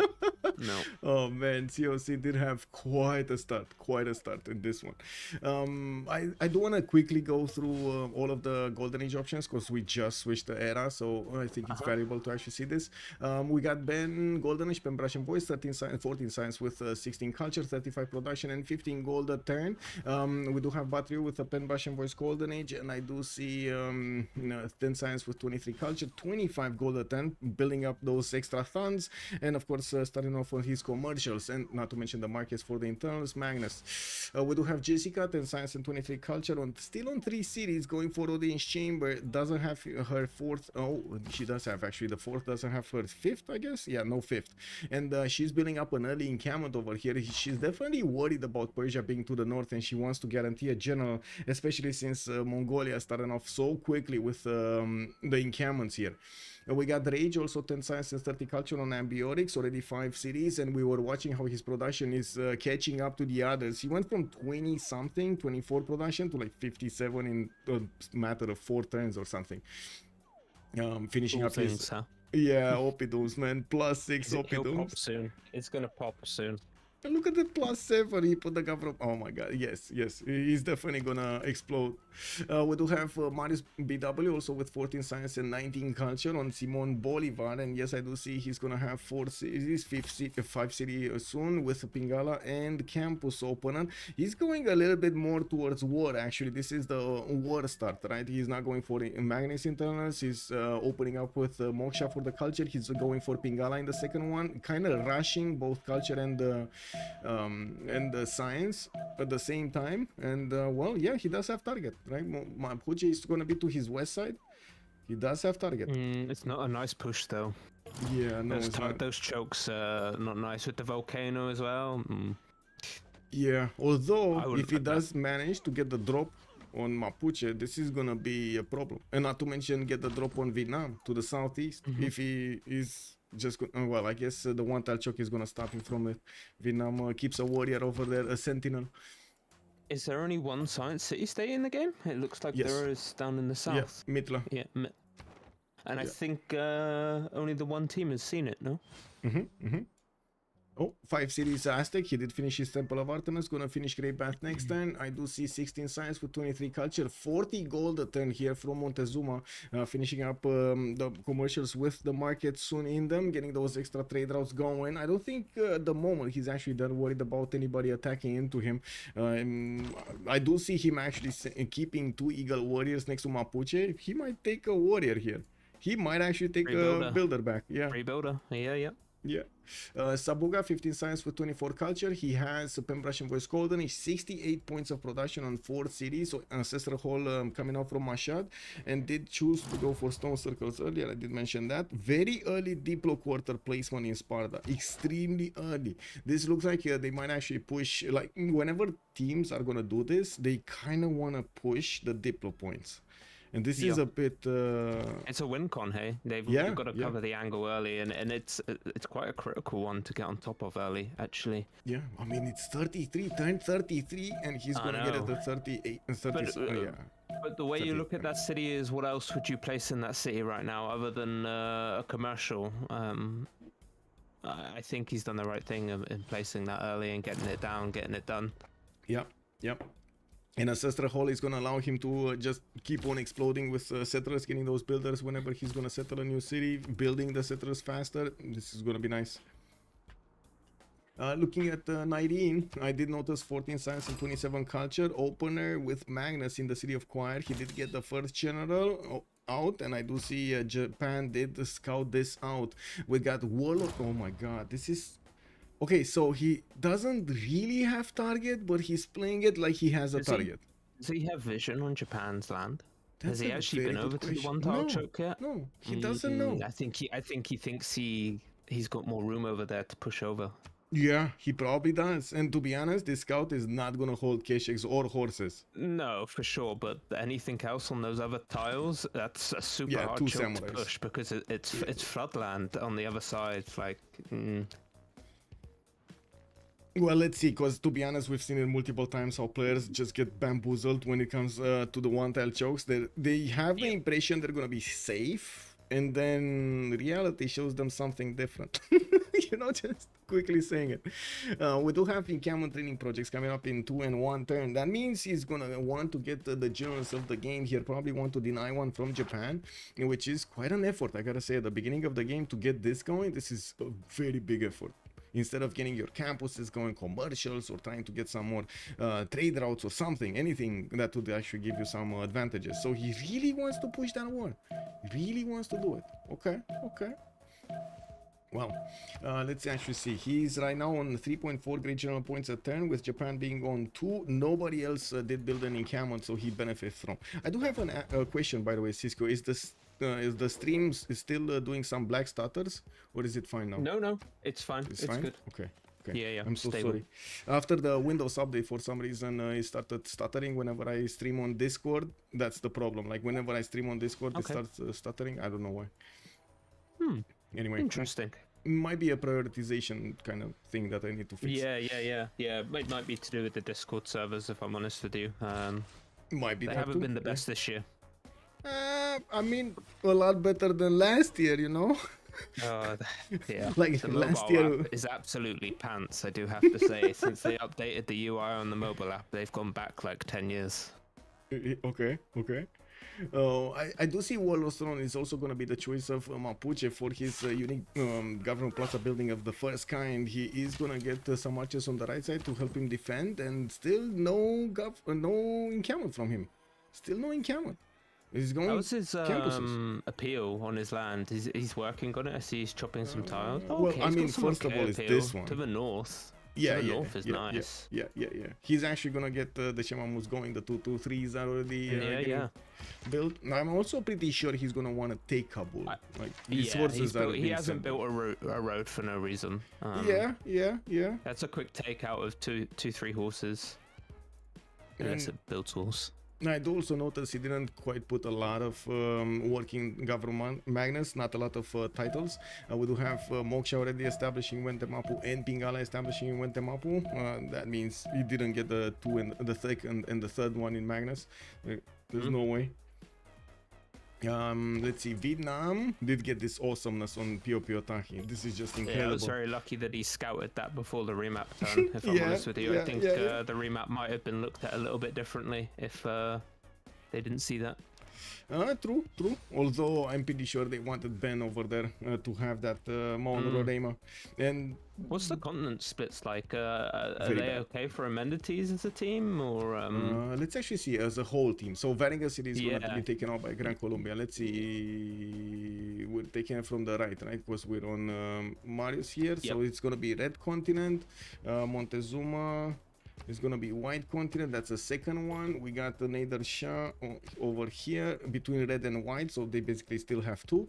And Genghis Khan is gonna be on the green one, so he's gonna have one. Okay, so they have 3. That's okay. On Ambiorix we got 2, red and green. Split con, yeah. Mapuche is gonna be on the red one, but he has access to the white one, and I'm pretty sure he's gonna settle at least this city. At the top as well. He has a potential. Yeah, that's an insane city. He has the potential to get on another continent as well. Right. That's his own continent. Mm-hmm. Yeah. He imagined that. So not only he has The Roraima. appeal is insane up there as well, actually. It'll be a no-brainer to settle up on those crabs somewhere. Yeah, not too many resources though. I do see a city that's gonna give him like 3 different ones: mercury, coffee, and tobacco. But he doesn't get extras to give to his allies. That might be a bit of a, but you know, it is what it is. You gotta do what you gotta do. Yeah, we got him building up those markets and looking at the city states. I don't think they actually put envoys that much. Ben is gonna get Ayutthaya. That's gonna be quite a massive boost in his culture, which he already had quite a bit of. He's on 18 science and 37 culture right now with Mapuche. Where are horses? And it's pocket for the moment, so there's nothing for him to put any more in it. It's pocket. They haven't seen it down there. What is it here, right? Oh, right. It's actually behind Japan and behind Vietnam. But wait, that revealed it. When oh my god, that actually revealed it. Yeah, it's revealed. Well, I guess now they're gonna know where to go. In Camel training projects from Japan. Trades too. Wait. That's gonna be a huge partnership. I know it'll be a one-way trade, but it'll be good for the gold. Nyreen got no, didn't get one. No, but it's fine, right? The samurais actually get the benefits from the medieval Renaissance ones also, so it should be fine. It's just gonna be more more production needed. Yeah, we do have Wolostrom finishing up in 3 turns for a Karakorum. Victor establishing the first city, so that's probably gonna be a terracotta with Victor third rush here, so he gets the extra promotion on the spies. Gets it to a level too quickly. He's building orders everywhere, and I gotta say, this is a man with a plan. He only wants war here, and of course it's gonna be a question if he's going left or right. One tile chokes towards both of them. Wow. Okay. It looks like a lot of them have gone Magnus into Moshka and then go. Yeah. Normal meta. In this new one, I did see quite a bit of diversity in choices when it comes down to the initial governors. Not sure if that's good or bad, but I think that's more of a repercussion of it being new, like it's still being the beta, until players figure out, oh, wait a second, that is the only way you should go. You know how Magnus actually got into. Magnus got expensive. What they did with the changes on Magnus were good. Yeah, it's now quite an expensive governor, but it's worth it. Yeah. Oh my god. Are we getting, guys, are we getting to 1 million points into this? We're already 491,000 and 272,000 on HOH. Come on, guys. Let's go for 1 million. Let's go for 1 million. Yeah, that's why you can pre-chop districts like MTQ, chop and place district. True. What is it good for? Civ streams and Sasso. Yes, sir. I'd like to see Mongolia go left, shipbuilding and castle rush. Okay, well, let's actually see how things are going to evolve here, since Jska did manage to upgrade the swordsman, and I'm pretty sure she's aware that her opponent is recruiting all of the generals. That should only mean one thing, right? Mongolia is getting ready for war. There's no other reason you're actually going to do this much of a sacrifice to try to get that going. It would make more sense for Mongolia to go up to Gaul. I know that Rage has a lot of production, but the land's more favorable. Oh, you say that, but man, until he actually gets a mountain tunnel, I don't know about this. Look at this mountain Rage. Yeah, but he'll get the troops through that choke. Like, I don't see Rage bringing down people to cover this, you know? True. Well, it's a bit of a question mark where Nyreen is gonna go, because he doesn't know about the east and he doesn't know about the west. Check this out. He doesn't know about this. He just knows. Yeah, he just knows about the gypsum. And to the west side, he doesn't actually know that's a one tile choke and there's no land here in the south. He doesn't know. Look. Oh my. This might be a bit of a problem. Anyway, another encampment training project. Wait, what? He actually wants more. So wait, is he actually gonna deny everything from Japan? Is he? Wow, is he mad? I can't believe this. This is so much production being deployed in all those generals. Yeah. There I think he's doing it for other parts of the map as well. Hey, he doesn't want Mapuche. I mean, Gran Colombia already has it. He's Commandant General, he gets right? it. Yeah. Mapuche is not even putting the card on, so he's not gonna get the points. I wouldn't imagine he's actually gonna try to get 75 points with the card. Soon. No. Yeah, we got some horses taking Vergan City. They are exploring the east side. This was one thing that I did mention earlier. It's gonna be extremely painful for Persia to actually connect his economy with Gran Colombia. Oh yeah. Anyway, it looks like Persia. Yeah, they're taking Hong Kong and they're gonna use that city. We got the holy site from Bakhtri. Stone circles. Okay, more settlers. He did actually finish his ancestral hall, so now he's just gonna spam out cities over here. And it looks like Sabuga is gonna get his choice. He's gonna sim to win, I think. Yeah, he's very free sim up here. He's got some good land too. And did he, because of the Diplo quarter, can we assume he actually wants to go for Diplo here? He wants to get those he's put wonders. down the holy site. Hey, I can, yeah. Yeah, He's put down Mahapuri the holy Temple, site. Yeah. Statue of Liberty in the Gulf of Oman. We got maybe Potala Palace next to the mountains, and he needs a lot of culture, and I'm pretty sure he's gonna start getting it. We do have Marius. Statue at Hong Kong if he wanted to as well. Yeah. Marius is gonna get so fast on courses, 46 science and 30 culture, while I do notice Trynda is barely on 15. We definitely do see the markets and the production starting to be with Trynda here, although Marius is on 60. He's not actually that far behind, so this might be a course against somebody. Yeah. Oh, look at this. Look at this. He's actually getting those horses through the one tile choke, trying to get to Vietnam here. Trynda only has a single archer. MayTFT has joined the round table. MayTFT, thank you so much for the follow, sir, and welcome. The Hong Kong city placement is cool. Yes, sir. Nuclear Anchor, good evening, sir, and welcome. It's overall not a great target, but I mean, he kind of has to go for either him or Japan, or else they seem to win. Yes, I'm pretty sure they need to pressure Japan here. They just cannot let her do whatever she wants. Although she did manage to get a general very good, and she's starting to put down those campuses. I'm very surprised about the placement. Not gonna lie, I'm very surprised about the placement. Didn't she want it here? It'll come from the other city there, I think. Yeah, I guess so. Well, it is what it is. I was expecting the government plaza to be a bit differently. Anyway, it's fine. We do have the harbors getting that extra adjacency, and of course, she's getting the +6 campus in Tokyo. Just, you know, casually getting a +6 campus. Oh, we made it to 1 million points. We made it? Wait, we made it to 1 million? I believe so. Your share bit says we did, so we kind of did. I hope you did. Let me actually take a look, because I don't see it. We did. We made it to 1 million. 75,000, 80,000. Yeah. Nice. Well, we do have. I think Jess needs some more cities here. I think. Yeah, definitely. We need to start seeing some expansion. I know she wants to get the traders on the go, but I do think we need more cities. I gotta say right now, she needs more cities, she needs more units, midi units, and she needs more archer units. And I gotta say, she needs to prioritize, right? So she's trying to get the lighthouses to get the production and the food for her cities using Magnus. She needs to get the campuses for the next part of the game for the science. She's only 15 science, while Nyreen is only 22, so I guess the difference is not that big, because, you know, Nyreen won in cannons. But with only one samurai, this samurai is gonna die very quickly to Akeshix. Oh, a card's dying. Yeah, a cat is being taken out. Nyreen is gonna start building up the horses, and I do see he's finishing up his encampments. What is this Mitla Wall of Warriors? I think we have another city state just die. Yeah, it did. I don't know which one, but one died. Was it the one up by Ben? Oh, Hong Kong. Yeah, Hong Kong. Yeah, so they will get that opportunity to start trading there. I do see also Gran Colombia coming through that one tile choke towards Vietnam. Vietnam gonna see it in proper time, so he's gonna have the opportunity to actually fend off attacks there, or at least build some units to fend off attacks. That's good.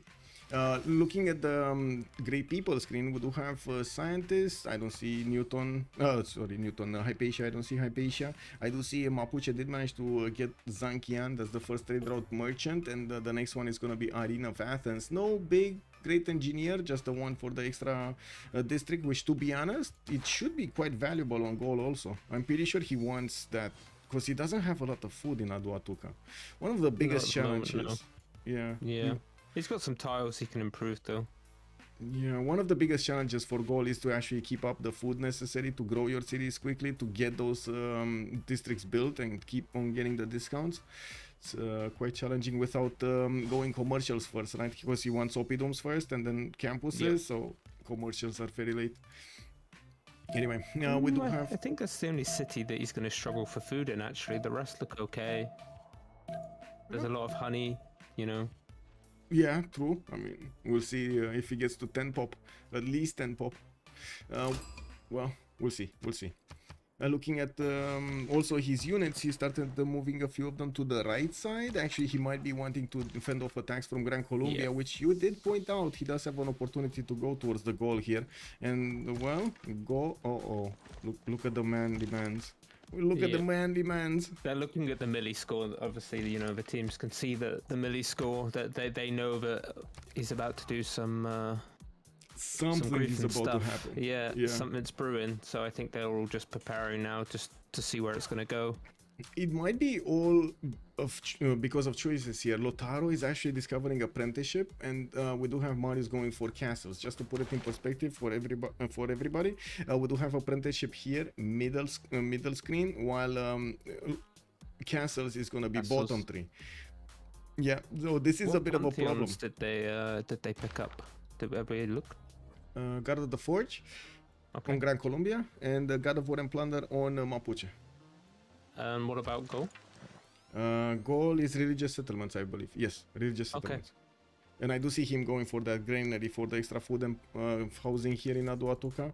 And I gotta say, man, with these wonders over here on Persia... oh, wait, not Persia. Where was Temple of Artemis built? Here? No. Where? Oh, Montezuma. Ooh, he's actually gonna... Space is gonna get Colosseum. Well.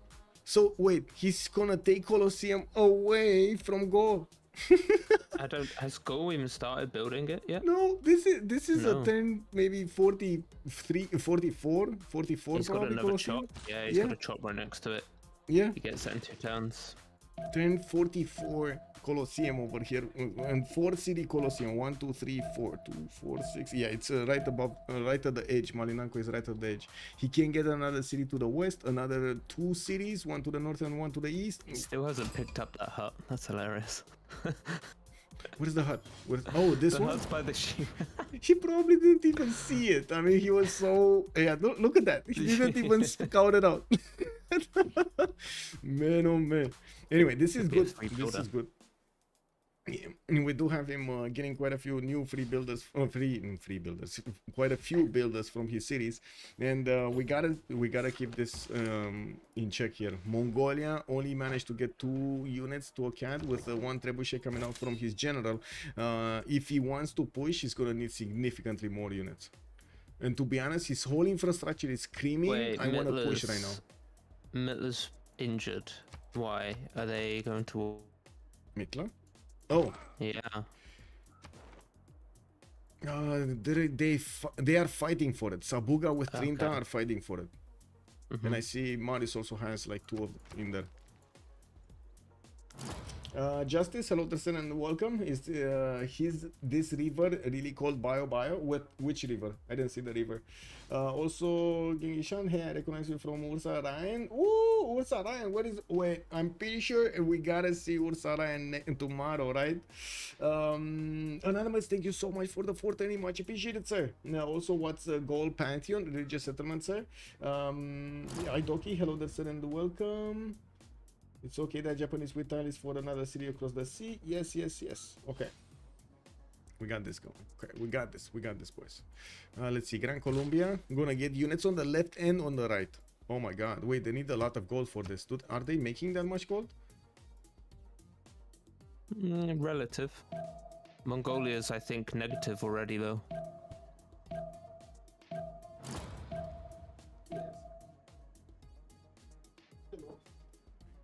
Oh. Michael has disappeared.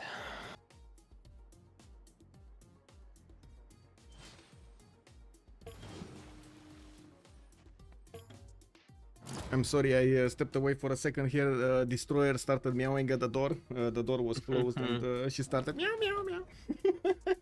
Let me in, let me in. You know? Yeah, I think Mongolia is minus GPT at the moment, but they are making... Oh, no, it's 9. 9 a total of 10 GPT right now. Okay. Anyway, I do see 65 gold on space, 52 on Sabuga, and I do notice on COC we do have a lot more. These courses are gonna cost quite a bit, even with mercenaries, and I do see Marius is gonna actually get not only apprenticeship but also mercenaries. That might give enough time for Lotaro to get to his Malon Raiders, also to get to castles. While he's discovering engineering, he's also gonna get civil service into, and well, I do notice the science and the culture is not that far apart from them. Although Ben significantly more production, 101 points of production. Yeah, but Nader Shah, Sabuga's keeping up. Yeah, with a lot less science though. Let's actually see how he's gonna manage to catch that. I believe my Nader Shah is going a lot more wider, so his stats are a little bit lower at the same time with the others until he's gonna settle all of his cities and start building up everything he needs to be building up. So he wants to go wide early, get to the Diplo wonders, and then focus on them. Yeah. Also, Aztec has a unique arena, not unthinkable. He'd build it for the Eras course anyway, and yeah, exactly. Afterwards, it might just be natural to get his Colosseum going, and there we go. We see it finished. 1044 Colosseum. Audience chamber coming in. He's gonna get quite a few amenities. I do see new settlers are coming around. I think it finished last turn. I think he got it turn 33. Okay.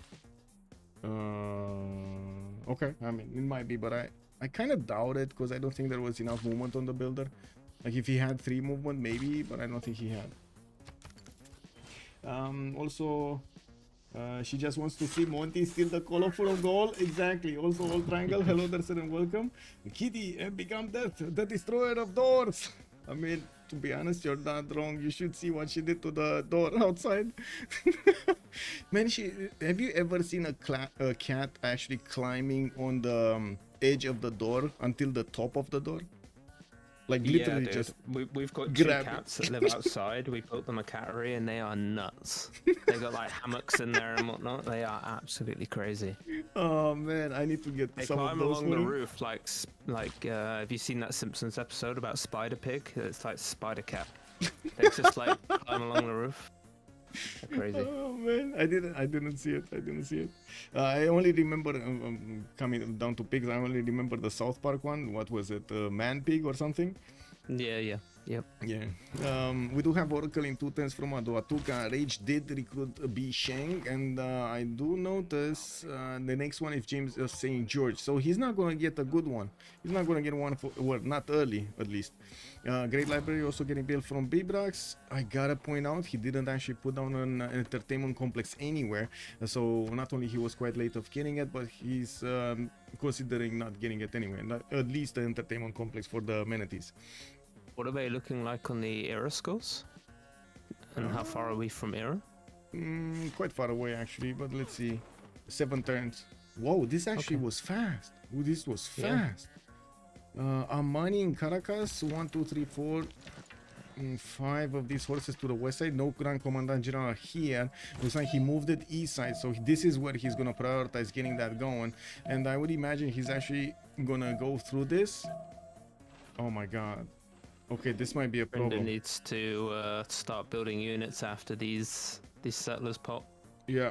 I mean, this is the moment when I would really wish I had the option on Twitch to set up a second prediction and ask chat if Trynda is gonna get caught with his pants down. I don't think so. I think he'll get units out. It really depends how far he forward settles these cities to if he's going to lose them or not. Because there's still quite a way around to go with those units. Yeah. And I don't think they've got the gold at the moment to upgrade him. I know he has mercenaries, and I see they're banking gold, but... Yeah, not enough gold. I agree. And that's probably why he's starting to prioritize over here. Not to mention he's probably waiting also for the second. Oh, there we go. We got the coursers upgraded. Only 6 of them. It's like what, 60 for each. So it's gonna be quite a bit of gold needed. They should have enough for this upgrade. Let's see on Mongolia. So he's starting to figure out what's going on here. He sent one of his horses, and I do also notice Japan did send a quadrim to help he sent some south too. There's 2 gone south. Yeah. Oh, these are gonna go through. These are actually gonna go through. There was a samurai, but a bit late to the party. And I hear a lot of upgrades. Do you hear those up? Oh my god, he upgraded, bro, both sides. He upgraded west and east. This might be a defensive upgrade from Mapuche. And wait a second, is Mapuche getting invaded by Kabul? He didn't go early enough. That's gonna build wall soon. Oh man, honestly, I was expecting he's gonna take out Kabul, right? He didn't have a city state, so I was thinking he's actually gonna get an extra city center here from the north, but no, he's actually getting pushed by Kabul in the city of Mapu. His horses are taking quite a bit of a punishment there. Anyway, now we do have a few horses from Mapuche deployed to the west side, and I would imagine he is looking very angry at space, which, to be honest, doesn't seem like he's gonna give any kind of chance to Mapuche to get into his land. Look at the beautiful line of eagle warriors and swordsmen that he's gonna get here. Beautiful. Yeah, it's not a favorable land to push either with those river network like that. Yeah, and I really love that he's getting this semicircle done. Basically, whatever you do, you're gonna get you're gonna be in a rough spot if you're attacking. Yep. This reminds me of Hannibal Barca's strategy that was used to defeat a large Roman army in open land. Unbelievable what he did over there with his strategy. How many amenities has Aztec got? Have they started giving them to him? Let's see. Aztec and an opponent. Let's see who's his opponent. This +3. He's on +3. Okay. Yeah, but I mean Mapuche already has the +5 going. He's gonna get a holy site here from Pueblo Mapu, and I do notice he's deploying quite a few more units to the east side. This time around he's actually gonna get to fend off attacks for a while longer there. We do have Vietnam also getting poked. He's getting pushed out by the courses of Gran Colombia. While Gran Colombia started moving his units towards the choke point, we're going to need to see if Vietnam is gonna get his units out. I don't see him building them, but of course right now he's still needing to settle his cities and get everything going. Stirrups next turn for the big Genghis Khan. I don't think they've got the gold though, have they? No, well, I mean, K6 is gonna hard build, right? And he's getting quite a few horses here. I would imagine he's gonna try to hard build also his knights. That's why he got all of this infrastructure. Yeah. Oh, he is going for the choke. Oh my god! I thought he would. Oh, he's seen that the other choke just isn't favorable. Oh, and wait they're a second. probably looking at Gaul's milli score and thinking. This guy can be pushed. They know where Gaul's military is, huh? They know it's watching the other choke. Yeah. The thing is, there is a scout here. I do want to point out, Gaul does have a forward scout that he is keeping an eye on all of this. So yeah, at least that. Just give me a second while we're watching what Mongolia is doing, or let me leave the screen here. Gran Colombia gonna just ignore the archer? Can you imagine how bad? Just avoid. Do you imagine how bad that archer feels? So like ignored over there. An enemy army just passing next to him. Get caught out here. What's Trynda's production? Let me see. Trynda is on 94 points of production. Not that big. I mean, we do have Mariusbw on 87. Yeah, 24 sides and also come at him. Yeah, well, I mean, units, knights at least, should be coming out soon with heavy chariots. I would imagine he's not far away, 5 turns away from... Oh, 5 turns might be a long time, to be honest, because these courses are very fast. These like 6 movement courses, and that's not even like they have so much speed. Anyway, I don't want to go and close the door or check if the door is closed so the cat doesn't actually get to interact with the other cat, because that's going to be a bit of a drama over here on the stream. Just give me 30 seconds.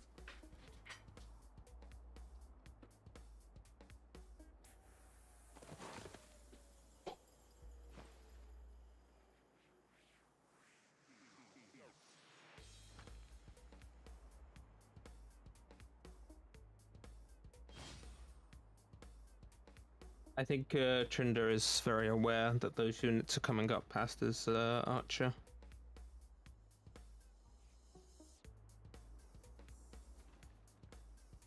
There we go. There we go. But I assume he will be monitoring it since that archer has been moving up the choke point. Yes. Yes, sir. Yeah, that's what I Yeah. Oh, sorry. kind of said. Yeah, I do agree. It's a strategy not to kill the unit, but these players they're always watching everywhere. Trynda's very aware of what's coming. Oh yeah, and look at Marius getting in there with the first heavy chariot, 2 heavy chariots already. Okay, 3, 4. Okay, he's getting quite a few units, so might be a bit of an issue here on Danang, but I'm pretty sure he's gonna chop the walls and should be fine. King Non, so King Non might actually bite the dust. This is gonna be an issue for Trynda. Whatever happens here actually is gonna be an issue because he's forced to deviate from his original plan of simming and start getting units, which is gonna force him to get the technology he doesn't want to, and also invest quite a bit of production and time into getting these heavy chariots out, his units out. Okay, Gran Colombia gonna also try to get into Gallic territory or maybe Mapuche's territory with a few coursers there. We got Aztec defending nicely, Aztec expanding, getting a few more swordsmen for the defense. And how many turns do we have? 3 more turns we have. And I did notice on HOH, we do have significantly more production. 100, 116, 147, and 112. And Sabuga's setup is not even fully realized, I would say. I think COC haven't got enough cities out. Peace Partner League. Yep. Peace Partner League, thank you so much. Jess, in the later stages of the game, her stats are gonna struggle if she doesn't get more cities out. Yeah, yeah. Alcohol Parrot, I gotta say, we already had a bet and we actually passed over 1 million points that was invested in this. I'm not sure about the different things over there, and I think I think I missed a notification too. I'm so sorry if I'm missing notifications here just because of the different setup that I have right now. I'm so sorry. I'm gonna fix it. I'm pretty sure I'm gonna fix it. 100% sure I'm gonna fix it actually. I do hope, and I gotta say I really hope the BIOS update for this CPU is gonna fix the problems I had. Like, imagine being in the situation in which you know you have a very good PC, but you cannot play a simple game like Need for Speed or Counter-Strike because it crashes every like 30 seconds. Whoa. Whoa, what did you do, Cisco? What did you do, Cisco? What would I do? Don't buy Intel. That's what I say. I mean, maybe they fixed it. Maybe they fixed it. No, they're a shady ass company. They don't care about us no more. They care about, you know, well, I mean, spitting out chips for AI. Yeah, you're not wrong. I'm pretty sure they're gonna start caring about their server farms. Maybe they don't care about us, but if server farms are getting hit, it's fine. So, you know. They're getting rid of hyper-threading on their next family of CPUs, and I don't know how I feel about that. True. But yeah, it's going. Let's see. I think that's a bit to try and lower the power target. I gotta say, Trynda is late. But Ryu getting his stirrups in 2 turns. Mercenaries next turn. These heavy chariots do have quite a bit of strength to withstand the initial attacks if they're behind rivers because of all of the bonuses that Vietnam has.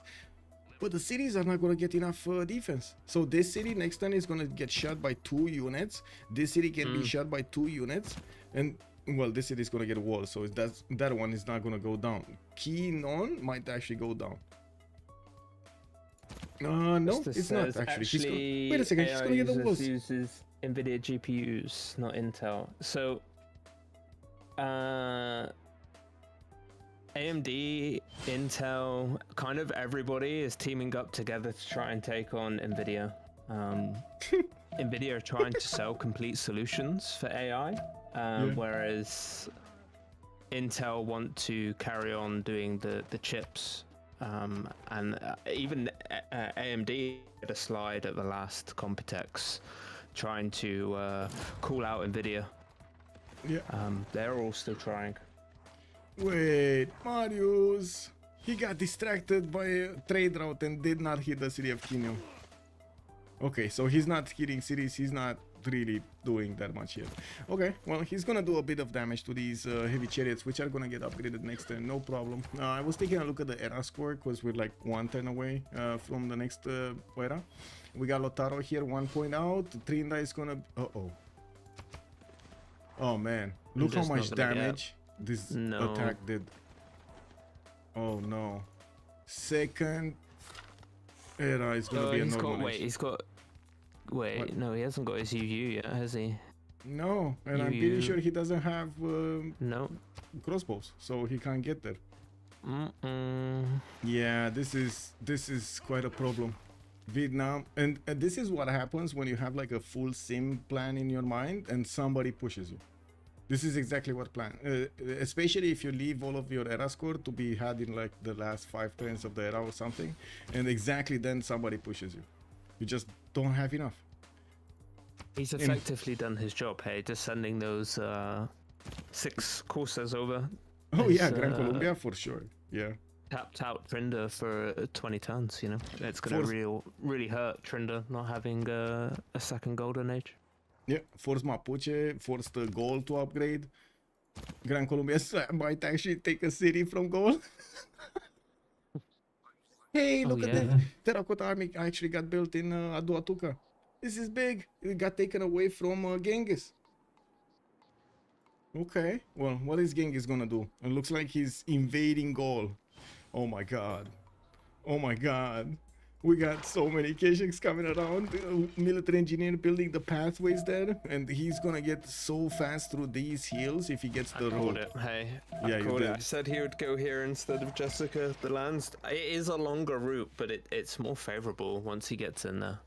Yeah, I do have to mention he can micromanage this military engineer and actually only get the roads when they make a difference, right? So across like rivers, on hills, for example, but not on the flatlands. He doesn't really need to build them on the flatlands. The later routes do give you a bit more, but not right now. Anyway, so what do we have here? What did they get? Golden, golden, normal, golden, golden, golden. So I guess it was a sacrifice for a sacrifice. Simon Bolivar with Trynda both actually got normal ages. Okay. A bit flipped in the stats. 75 science versus 34, 72 culture versus 33, because why not? Okay, what is happening here? Nothing much. I can't really say there's much happening here. We got some heavy chariots that are gonna die. Have a little look at Jessa's land, see if she's expanding yet. 4 cities got the Stonehenge. That means 2 religions. Japan got cementation with Defender, and Persia did get Jesuit education to buy the campus and the theater square buildings with faith. Not only that, but also tithe.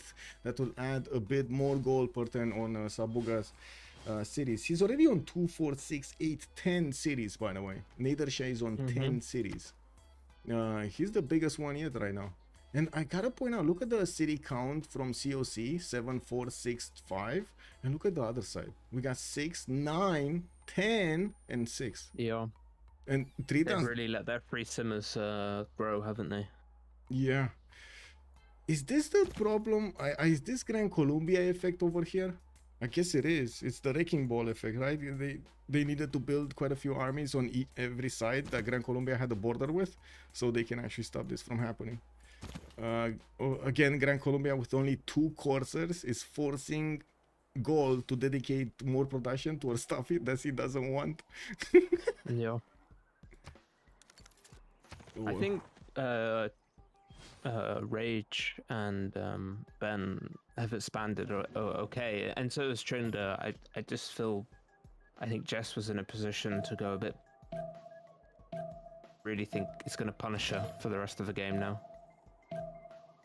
It might be. I see Mapuche is also gonna take a bull finally, and I gotta synchronize here with Liege. Just give me a second. This, and we're gonna have a quick pause of 2 minutes. Okay. I'll go take another green tea.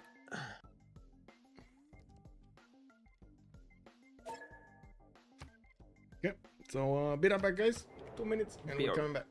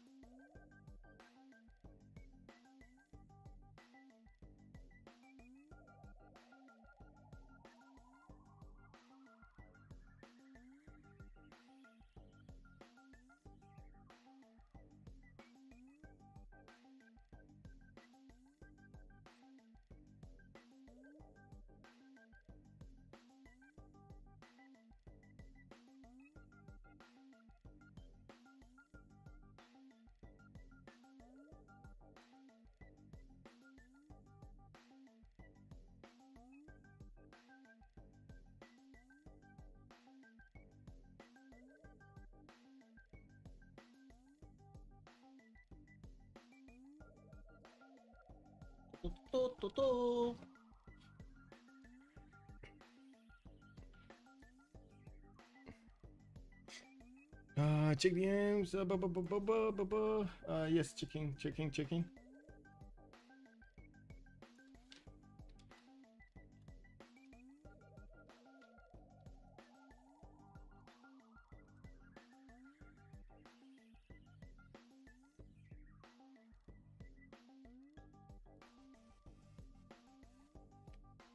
So nasib.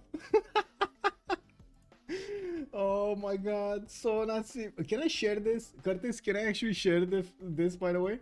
The whole reason to play a Toku. Oh, Busy Snail, thank you so much for the 50. Oh my god, we're at wait, $1,054.20. $1,054.20 for the prize pool. Thank you so much, Busy Snail. Much appreciated, ma'am.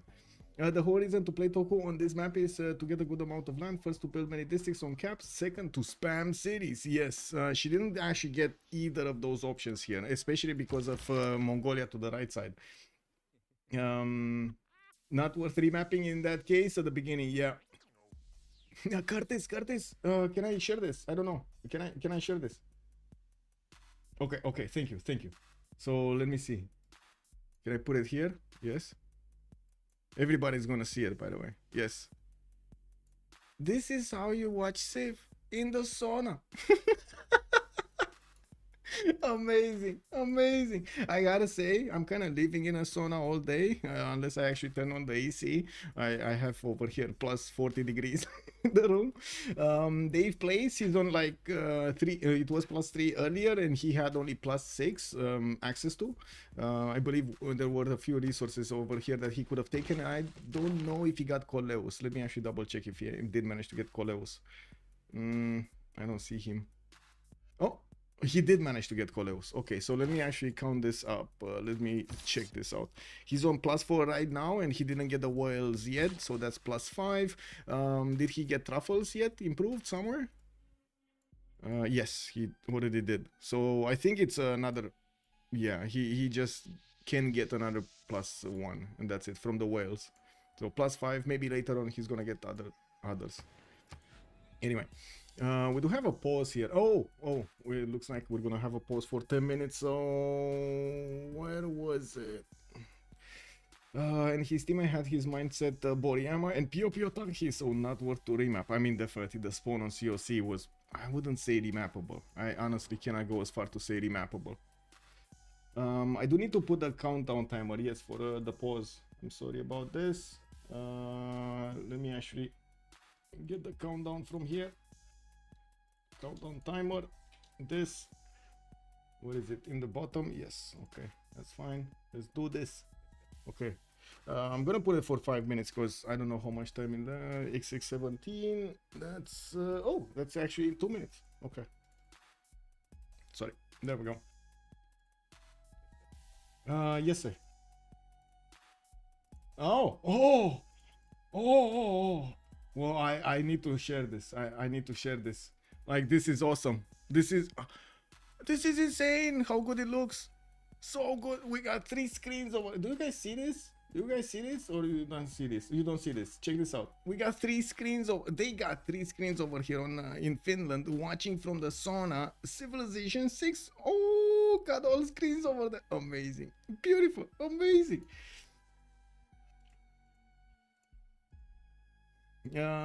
Pause is only for 2 minutes. Yes. I think I actually didn't put this aligned, right? Yeah, there we go. I need to align it. Nice setup. I'm flying to he did show us telecommander. It's 3 degrees. 3 degrees. Yeah. Nikolai TM also hello there, sir.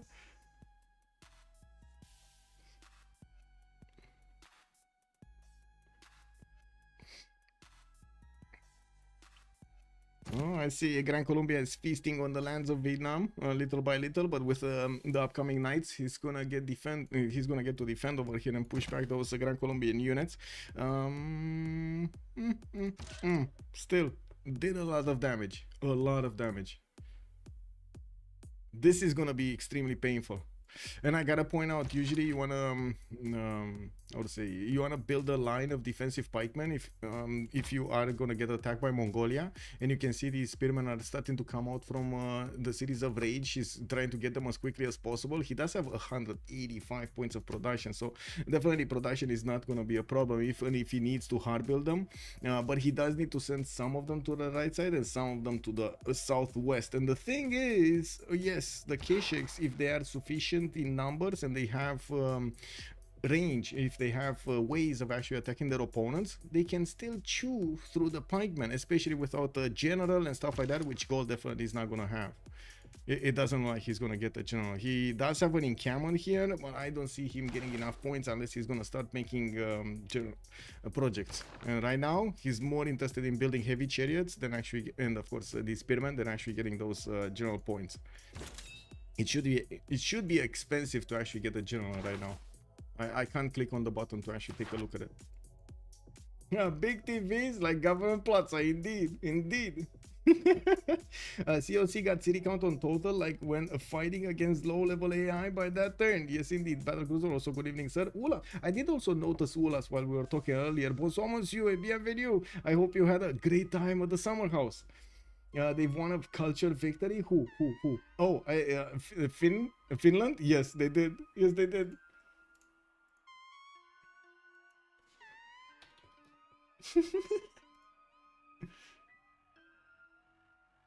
What was the outcome of the Congress? Do we know?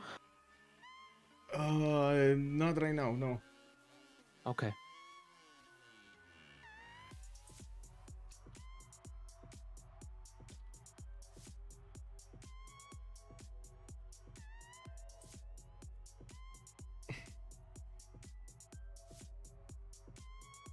I was taking a look at pictures that Curtis Love was sharing with them being in the sauna. So right now we're actually being streamed on their big TV in the sauna in Finland. I have a friend in France that's kind of got that set up. We watch movies while in the sauna. It passes the time.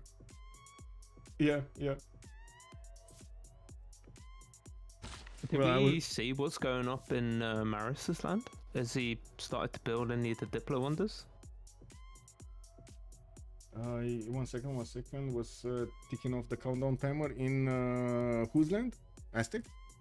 Yeah. Aztec. So he's going for the theater squares. No, not Aztec. In Persia's land, Sabuga's land. Sorry. Yes. No, he actually even chopped the possible Mahabodhi temple. Okay. The forest. Oh, that's a big wolf. That's a big wolf.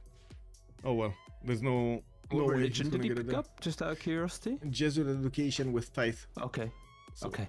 yeah, he's gonna get to buy out a few. Well, I mean, he doesn't have moksha in that city center, and the religion is gonna spread extremely slowly to the other ones. He's getting a few missionaries to start that up. He hasn't invested in Moscow yet, so there's still potential. Yeah. Well, with the missionaries, he's gonna start converting these cities quickly, and I do notice. I mean, I guess we kind of know that Golden Age options. Free inquiry on Lotaro with 100 science and something culture, 48 culture. We got Trynda with 34 and 71, but he's normal age. Jska is 100 with 53, and she's in a free inquiry Golden Age. Makes sense. Rage is 60 and 80. Really need with to a move Penbashan that voice. pause menu down further. Yeah, that would be amazing. Like just a few pixels to the bottom. And to Yeah, I will move it. Okay, that would be amazing. Thank you, thank you. Marius is going for the normal age, space, free inquiry, golden age, 78 science, 63 culture with 151 production. We got Sabuga, 97 science, 41 culture, free inquiry, golden age, 188 points of production here on Nader Shah. Okay, Nyreen, 116 points of production, 43 science, 55 culture. I mean, this is kind of what he needs. It's not much of anything else that he needs, right? He's just pumping out Kesheks right now. He's becoming Keshek factory. He doesn't need to do anything else for the rest of the game. He just needs to go and disrupt other people's games now, huh? Yeah, basically. And I gotta point out, there is no simmer. There's no... There is no sim. No. A civilization from COC that is allowed to sim. Like Persia, for example. Persia is never going to be attacked here. Who's going to attack Persia? Persia's going to clean up at helicopters when he gets there. Yeah, and Mongolia is putting pressure on Japan, slowly getting those Kesheks in is going to allow him to do the damage against the samurais.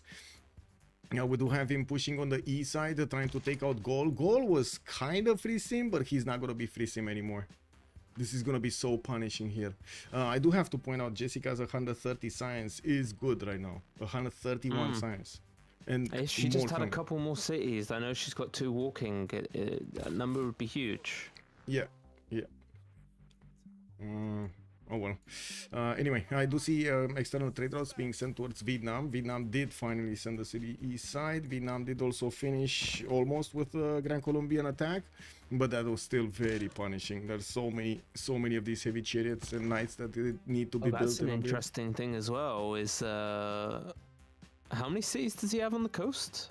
There, Who? Trynda? Just one? Okay. One. Yeah. Well, 2 will track you if you take into account track you. Because they can now send ships up through Hong Kong. He lost a settler. He deleted the settler. That was always a concern, hey, when that was coming across. Yeah, he deleted the settler, so he's not taken. I'm pretty sure he had one being sent towards the right side, and he did. It was on the right side. Yeah. Weird that he didn't place it, but anyway, it is what it is. Let's take a look at the World Congress, because Streaming is asking 20% faster population growth, and Ambiorix definitely makes sense. He needs as much growth as possible. Oh, he sent it back. Not growing on Ambiorix, kick W. And he sent the settler back before the attack came. Okay. Oh, he sent it back? Okay. Yeah, he sent it back. So it's this one going south. It's this one. Okay. Yeah, makes sense. Is he gonna get? Yeah. He's gonna get to north of Iotha, and it's fine. Okay, good info. Style, thank you so much, by the way. Thank you. He didn't. His Marcus also Flavius. Thank you. Nico, he not lost. Okay, thank you. Gaul is doing IZ projects. Red card. Oh man, Mongolia is already getting in there to feast on those tiles. The Kesheks are still not close enough though. He will need time to actually build the infrastructure with the military engineer to get those faster through the hills. Even if they do have like 5-6 movement, they're still kind of slow when it comes to hills. With Gran Colombia also moving in on the east side, it does look like Rage is gonna need to go into emergency mode here. I'm pretty sure Japan's in free inquiry. That's where Japan's science is coming from, and the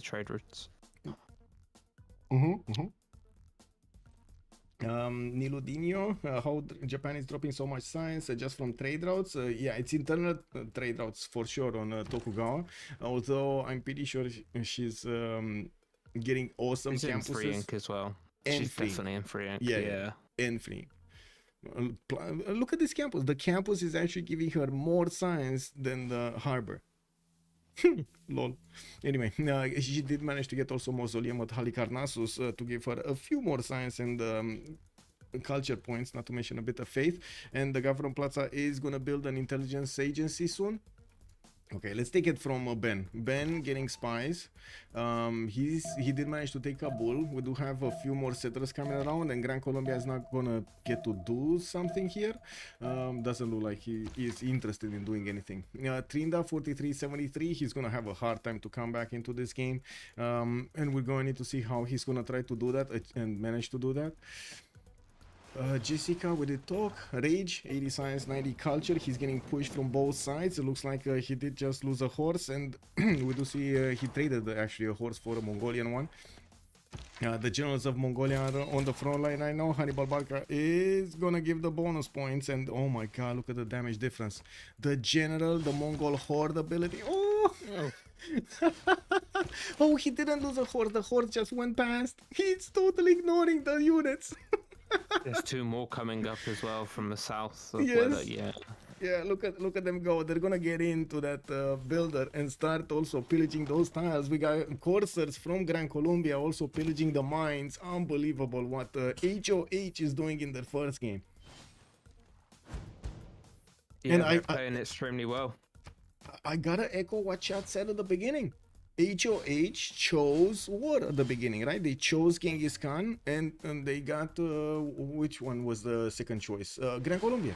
So that's war. There's no other one. And then COC didn't really prepare for war. We had a few that did prepare for war, like Mapuche prepared for war.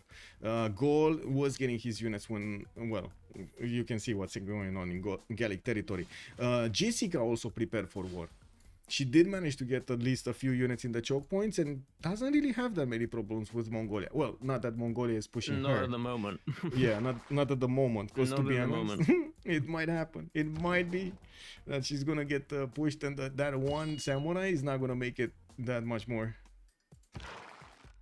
So many cash. I mean, 1, 2, 3, 4. That might be just enough to take out the samurai next time. Actually, wait a second. With the horse, the last attack of the horse, because look, it's a sliver, right? 1, 2, 3. 3 Keshiks. He goes down to like 20% strength, and then the trebuchet attacks, and it shaves off another 15, and then the horse is going. Okay. Anyway, the Keshiks are getting in here, and it doesn't seem like at the moment the Gallic defense is holding. We do have a few more of these units getting upgraded, promoted, and yes. Those campuses are gonna get pillaged next turn as well. Builder got to chop. Builder's gone. He did get the chop off, but Builder's gone. Yeah, and look at the shift enters here. And there we go. Yeah, 70 science. They're just, I would say, what was the expression over here? Come on, guys, help me out here. What was the expression when this happens? What is going on with Gaul right now? What are they doing to Gaul? Gaul is break even per 10 gold. Yeah. Pillage party! We got all triangle. Yeah. I'm pretty sure it's pillage party. Gaul is about to rage quit. Wait, rage is rage quitting? I hope not. I mean, you know, can imagine not in this CWC. You wonder if rage is in rage? CC soon. Yeah, we might see a quick game over here. We might see a very quick game. Recoup and come back for the next one. It's not scheduled yet, but I don't see how COC can bounce back from this. Trynda's games really hurt. Rage's games really hurt. Yeah. They've only really got Ben at the moment. And Ben is not really set up for simming here. He's starting to get set up. He's getting his settlers out. He's getting campus research projects. So it looks like he's trying to be competitive on Newton. He's on 80 scientist points at the moment, and he's passing those. I do see also Gaul did manage to pick up Isodor and Imhotep. Okay. We do have the next units of Gran Colombia starting to come around. Heavy chariots from his cities. He's gonna want to upgrade them into stirrup, into knights. And I do see Mapuche did send one of his spies towards the cities of Gran Colombia. He got it plugged in there, settled in nicely. I do also see aqueducts, by the way, starting to come out from Mapuche's territory with industrial zones. He's definitely setting up for more production points in the next part of the game. He does have some interesting options for his aqueducts here also. Anyway, we got a +4 industrial there and another +4 here. No, that's a +5 in Puen Mapu. Okay, I think the most important part is here. What's going on here? The Kesheks are starting to... Oh my god, no. Look how much damage the Kesheks do to the pikemen. There is no way Rage is gonna defend this. We're not holding. Yeah. It's got too many horses in there, too many, you know, that they are scattered, but they can just keep a pillage party, you know? He's just working his way through his land, pillaging.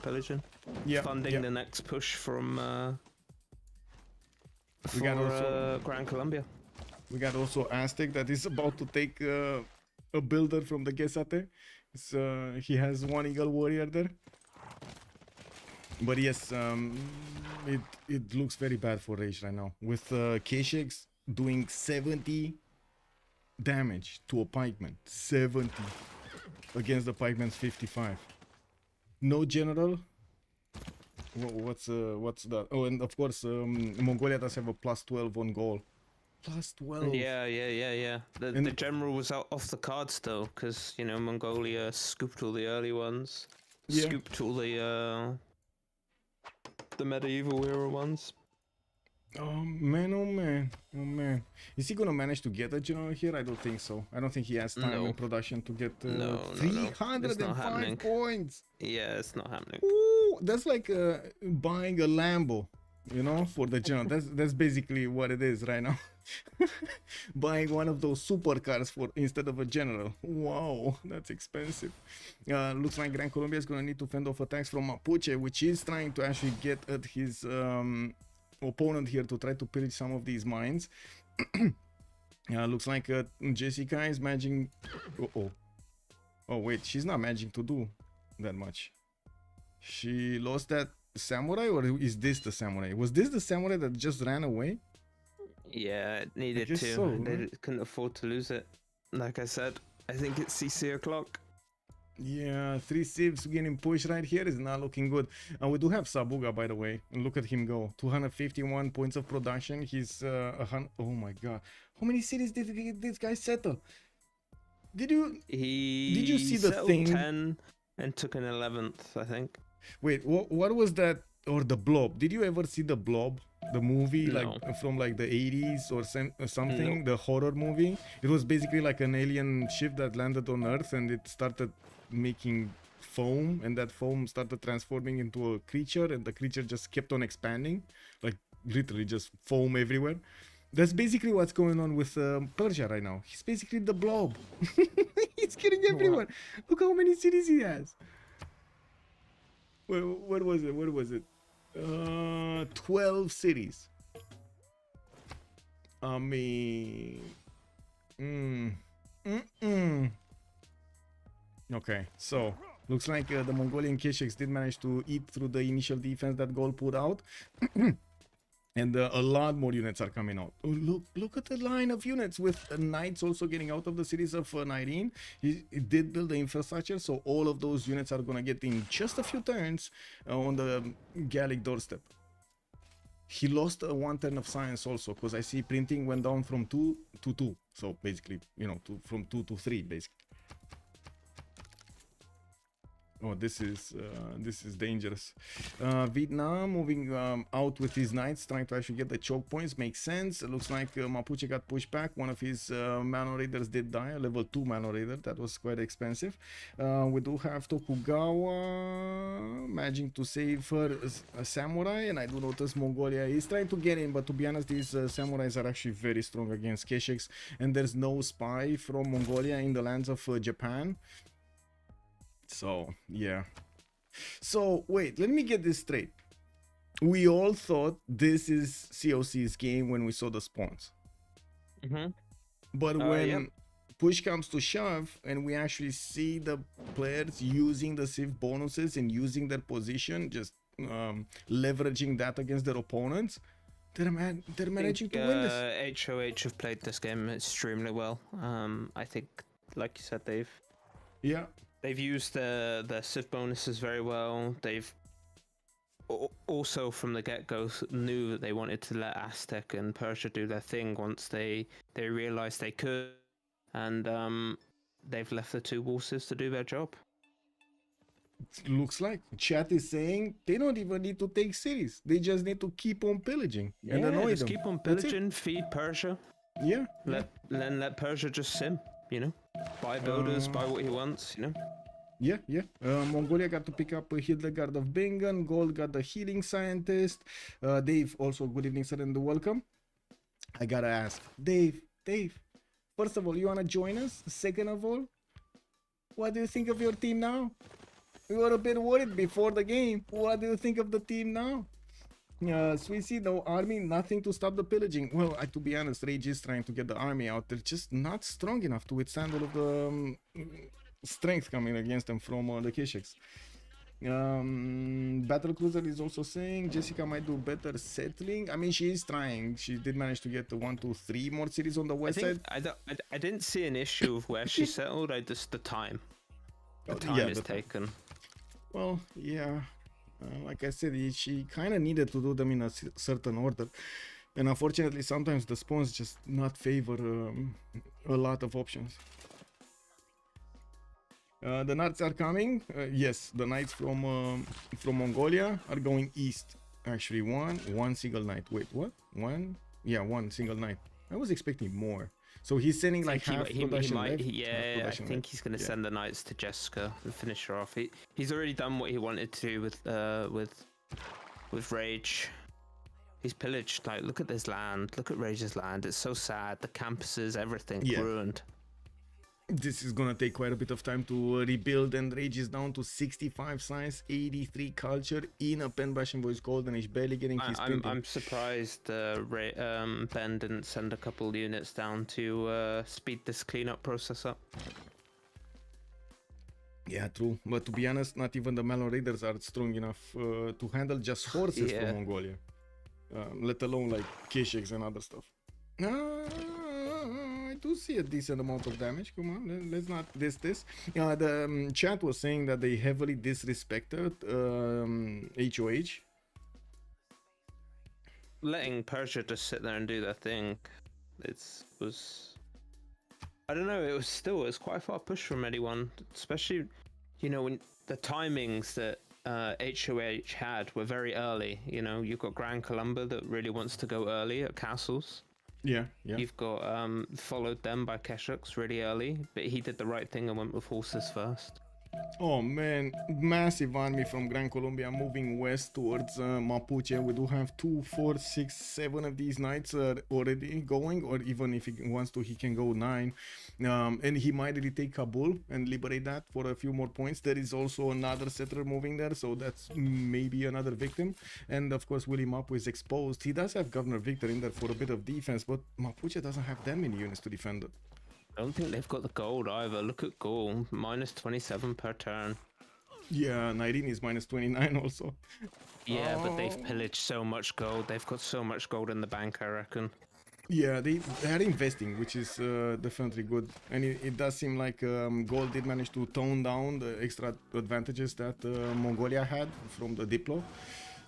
I don't see Aztec. Oh, I do see Aztec moving actually. Wait a second. He started moving his men at arms towards the cities of Mapuche. They're gonna attack both sides at the same time. Yeah, and that's really amazing.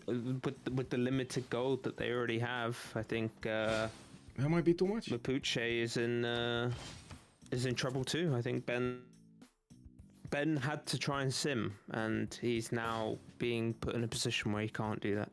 Yeah. He might be too much. Oh, this is too much. Look at the knights coming with the general of the era. He isn't going to be able to get a general. And then you've got Aztec. What's Aztec's bonus now? He's got to be at least +5, +6. He should be +5. He's +4. Oligarchy Legacy also plugged in. He's getting the +5. The whales are getting out in 2 turns. Yeah. Actually, next turn, because the builder just needs to move, so it's next turn. What are these Gran Colombian units doing here? Just chilling? Okay. They're trying to get some pillages. Yeah.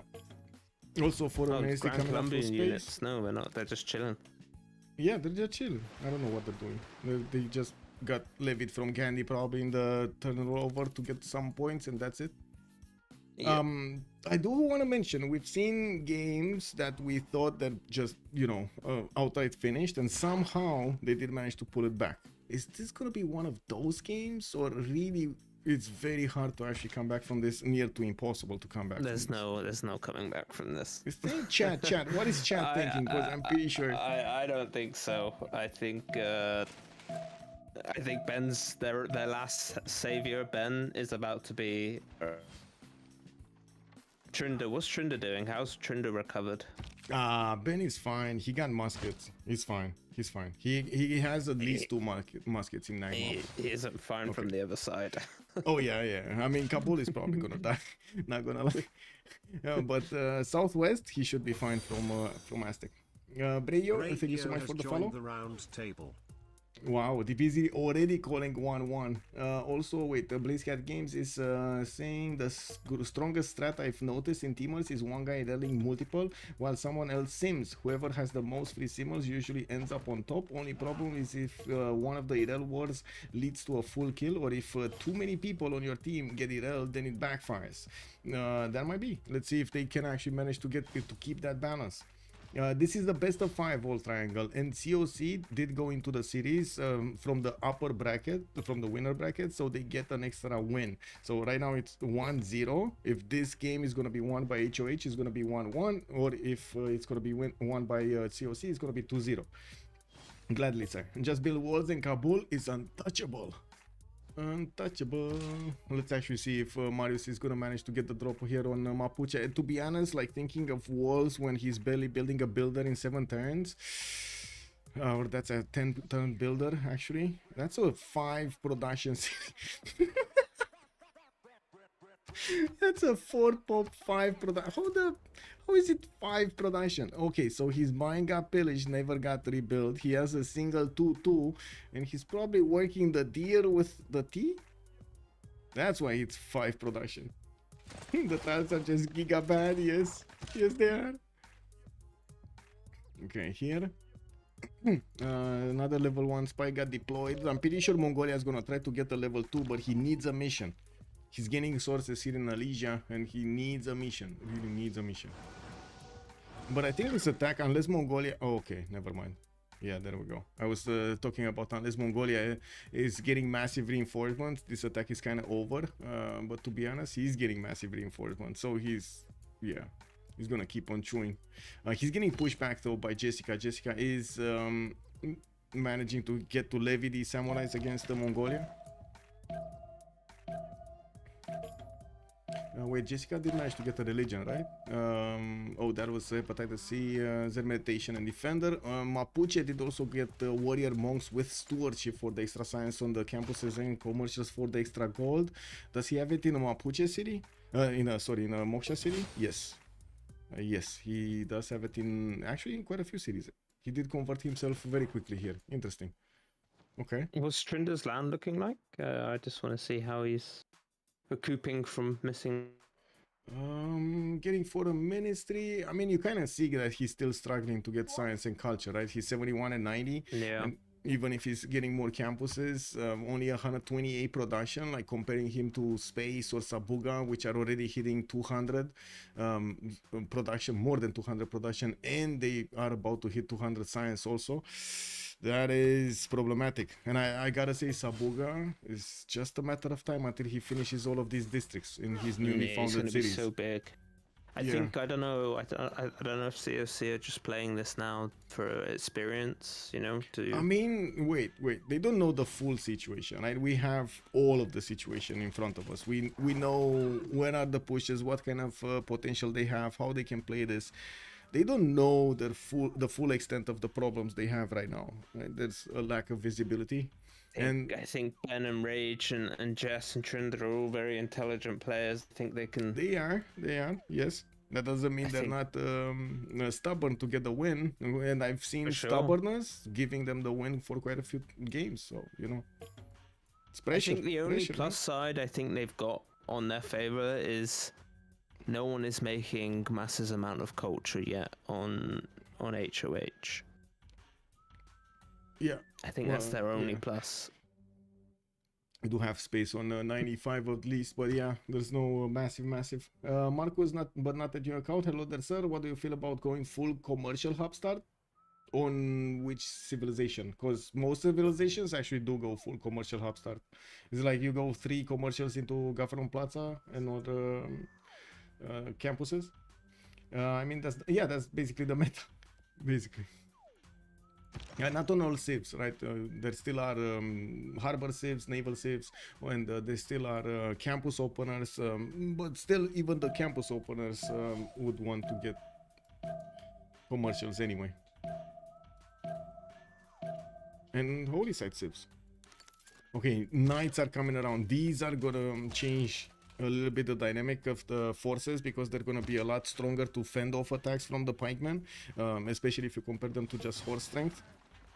And we do need to see what we will see prioritized here from Nyreen. Definitely he's doing the damage against the pikemen with these K-Shakes, and that's a lot of damage.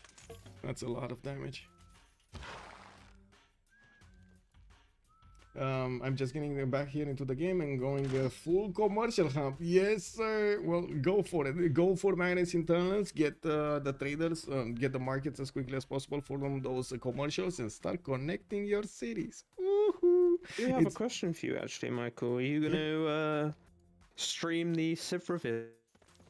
The Civ reveal. Oh yeah, did you guys know tomorrow big Civ reveal? I don't know if I'm gonna stream it actually. I don't know. Like I don't know exactly what should I do with that. I'm just as excited as everybody else, but I'm also how to say is that part of excitement in which I'm not sure if I should be excited yet. It needs to be revealed to me if I should be excited. I'm very worried my face is gonna drop on stream over there where if I see something that is apocalyptic or something. I just want to know what kind of level of detail we're gonna get. Obviously, I've seen a lot of job roles that they advertise for. I think they're programming in a different language. Yes. New engine, which would be very nice. I don't know, if they don't mention anything about multiplayer tomorrow, I'm going to be very upset. I think there will be... So, what I do see happening is quite a integrated campaign that they're doing right now, starting off from Civ 2 and showing Civ 2, Civ 3, Civ 4, Civ 5, Civ 6, what kind of changes they did every step of the way, what kind of new interactions in the game, new mechanics they added to the game, how they changed the graphics and also the leaders diversity. For me, I don't think they need to do what like Age of Wonders and everybody's doing with the graphics. I'm very happy with the graphic animations they have in this game.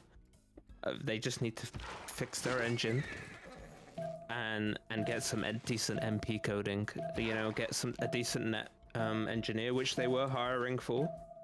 So I do hope that we that's a there GG. We go. That's a GG right there. We do have COC snatching the first victory out of this best of 5 series. They are tied with COC right now on that spot, and I'm pretty sure Dave is very happy, very happy indeed. Oh man, that was, I gotta say, that was quite a statement from HOH. They came in with their fists held high, and we do see them coming out victorious. Wow, just wow. We need to move, right? Let's we need move. to move. Yeah. Let's move.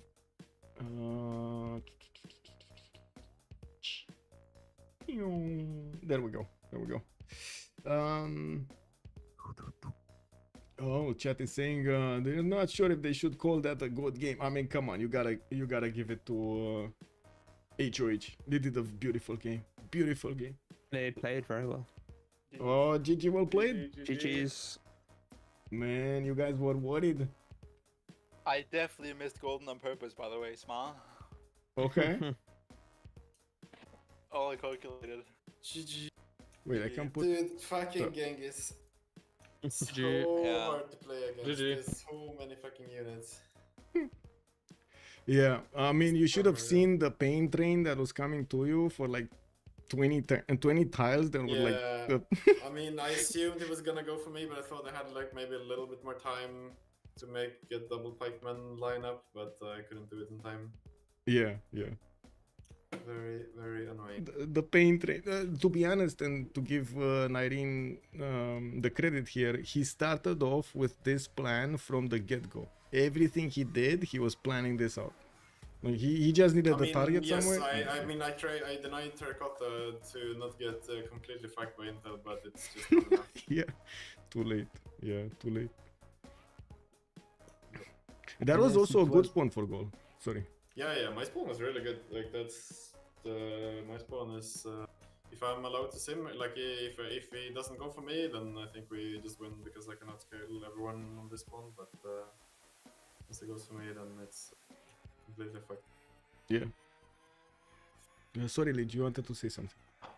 No, it was nothing but GG for the boss team. So it's 1-1 for the best of 5, if I'm not wrong. Michael, it is yes, best of 5, 1-1. Yes. I have a question, but it was for the simming part at the beginning for space. Why did you space? Hello, GG? Very well played. Very well played for you and for your guys. Why did you go Great Bass at the beginning in your B2?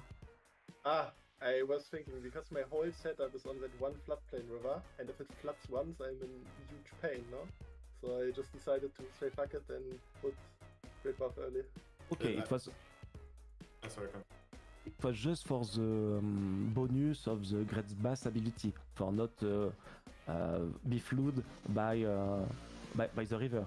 Yes, because I have like two com hubs on it, 2 theaters, no, 3 com hubs and 2 theaters on it, and okay. Plus once, I will hate my life for the rest of the game.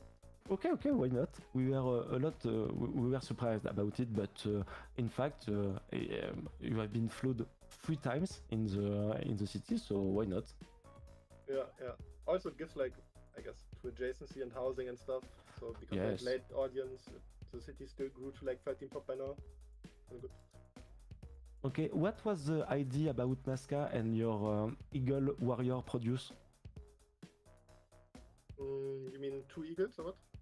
You did 2 eagles, and after you did a lot of eagles. Yeah, because it's so close to Mapuche, no? I don't want to get beat by the guy, so I just spammed eagles for the rest of the game. Nazca. Yeah, why not? It's just a question, you know. No, that's just my answer.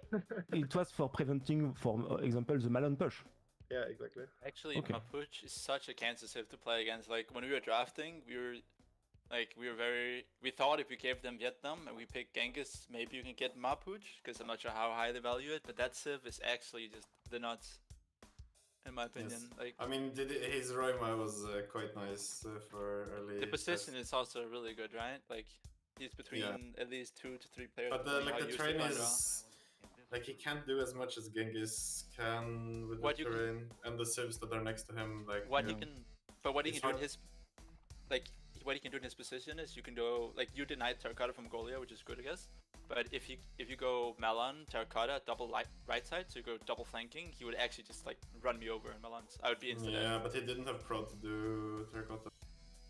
Maybe, yeah, I guess. But yeah, the double flanking on Milan against Simon Boulevard, that I don't have a combat punch, right? So he has like at least like +10 with flanking and everything. Like he literally just runs me over.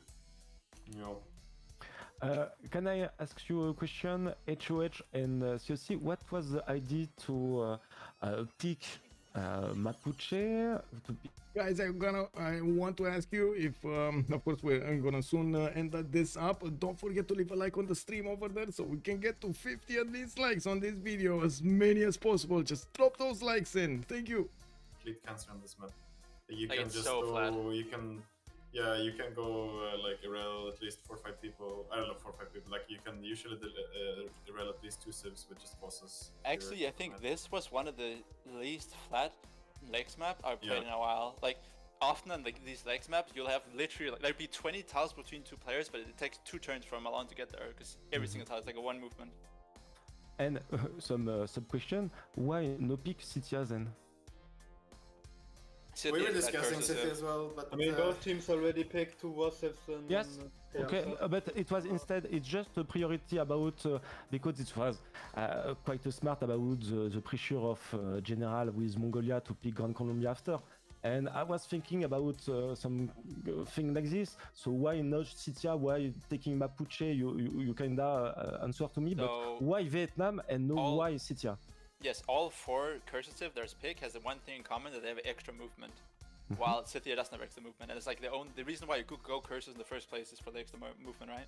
So, and Scythia is like I personally don't think Scythia is good cursive. Like the combat bonus is good, but compared to like any of the others, it has extra movement. Too slow. One movement difference makes a big difference on this map, I think. As well. And then, yeah. Vietnam, Moldova is like so good. It's better obviously because it's just a better warship, but on Lakes it's better with +1 movement. By the way, one thing I thought was like your draft doesn't really generate gold in the late game, no? I mean, we were discussing it, but usually I feel like there's ways to set it up. Yeah, we had it's more about the mid game, no? Like from draft, like when late game you can always make gold on anything. Just have to think about it. Mid game you also don't have a lot of gold, no? Well, but we had enough gold, that was not our problem. Yeah. But I mean, yes, it's definitely something we are conscious about from our draft. But like we are actually thinking about it, how to make it work in the game. Don't think that was the issue. And then, are you still happy with the draft you did tonight? You want to, sir? There's points to take in from hindsight, we ban Genghis over Chandra probably. Yeah. And then I don't know how it unfolds. But then if we realized too late we have to also ban Coupe, and then we went like, then it was a bit sus to let Genghis through. Like we didn't want to leave Genghis. But then we remembered that Coupe is also Thank you about your answer, but don't say too much for your next game. Maybe Ben. Please explain more, Ben, think about your next game. I forget everything I'm thinking about right now anyways, and next game just pick what I want. Maybe a little question for Jska. It was a nice fake that Mongolia did into you. It forced you to do general, to do triplet project. How did you feel? How did you feel this game? You tried to catch up and you did well in the mid game with your science. How was your? I just don't have any cities. That's the perils. I didn't know when to build settlers because I was doing the projects and then units. The land is very poor. It wasn't great, but it felt really defendable land, so that's why I was fine with not remapping and such, because it felt safe. But not safe. I railed myself when I realised Mongolia was there, I guess. Him taking all 4 first generals was sad. Yeah, and after Akkad has been taken, so you have to respond, you have to do something, you have to do League has joined the round table. Something to prevent any problem. So yeah, you have been delayed, and it was just for your information, Reg. I will stream to you, and I will say GG and good night after. There was only 1 tile choke to go from you.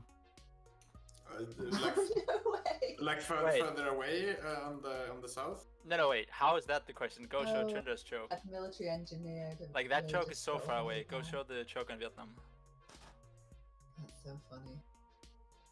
Like, tell me how 6 curses go through the right choke. We saw that joke. We knew that. Yeah, it was very difficult to get some. Wait, show me the Genghis choke again. I didn't see it. I mean, yeah, that's so far away though. I don't know. It's impossible. There's no way. There's no way. He just gets there early and he can just get through. I don't know. I mean, I should have obviously scouted, but I was scared there was units, so I just had my scouts as for vision. But I should maybe have pushed further up. I understand. And I don't know if... It's also kind of rare on this map. Like, this map is usually completely open in Tundra. Yes, I agree. I was very surprised to see that such chain of mountain. Yeah. And I don't know what is the best play. Do you have to maybe put a city to get? Yeah, I mean, I didn't push enough cities early. Like if I am obviously if I know I can maybe rush city there, put Oppidum in the choke, put like a couple of units, and then I'm chilling, right? But Yes. didn't know. Did you try Colo? No, I didn't try. If without the Wonder Engineer, I had it too slow. Also wanted science, so I didn't prioritize it that much. Yeah, Montezuma got it 1044, so. Yeah. Last word for Sabuga? Suguba? Hello. Hello, Mr. Suguba. Very well played. Very good sim. Thank you. Well played. See you next game. Wait, he just wanted to compliment him. Hey, No he won. questions. The question Yes. was hidden in the see you next game, you know? No, I think maybe a little mistake because you had a great early tempo game and you let Zhangqiang, the first commercial to ban, if I remember well. Yeah. I should project it. I missed Yes. my mistake. We just took 2 merchants instead of Yes, they exactly. took 2 instead of us. I mean, Yeah. we would have gotten it, no, but I got flopped out of the Trynda project. Yeah, but I could take the first one. There's no. No, we would have gotten the third one, no? Well, I think you could have. We lost it. I could project. Yeah. Yeah. But anyway, very well played, and you support well your game. I liked anyway your triple commercial, double campus, and just after in your before your diplomatic quarter. It was very nice play for. Very fast. Very fast. Yeah, very fast. Turn 37, like something like this. And I think it was very good. It's low district production quarter, so it's discount and it's like 25 production, and it's like plus 2 culture with envoys, etc. So very well played. Yeah, it's more cheap than a monument, and Yes. still give you the fucking diplo points. What is very important. Exactly. So it was a nice build order to see. I don't have any more questions. So Michael, if you have something to say to the guys. Yeah, price pool right now is 1,054. We got a few new donations, so it's the first time we actually got over 1,000. Hold up, maybe we can buy toes and I9 to win this. Oh my god. Maybe we can buy multiple I9s. Maybe we can buy me a 9-9. Wait, maybe we take a loan out, buy an I9 and win because you have I9. Hold up. And thank you to all the donators, of course, to give that cash prize to the competitor of this Civ World Cup. Yes, much appreciated. See you for the next game. Have a great evening. And GG, See well you played. and GG again. Guys, Bye bye. see ya. Good night. Bye bye. So there we have it. We heard from both teams. We also heard Leech ask quite a few questions over here. He wanted to know about the players, a few little details about the Great Bath, about the Sim of Persia, and of course the tempo, not to mention Gaul allowing that one-tile choke to go through.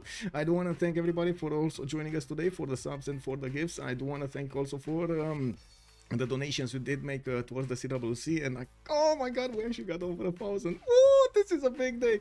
I do want to also say thank you so much, Cisco, for joining us on the stream. On YouTube, much appreciated for also the likes. We're on 35 right now. They just keep on throwing them in so we do get to 50. So YouTube does help us out with that algorithm. Thank you so much for everything, and of course you can subscribe to the channel so you get the latest notifications. We will have quite a few more games. It's a best of 5 series with a possible 4 games in it. Then we're going to need to see who's going to win this CWC season 9. We're going to talk afterwards about the other tournaments. Keep tuning in, and you're definitely going to see quite some awesome sauce in August as well. Have a great evening and see you next time. Bye bye.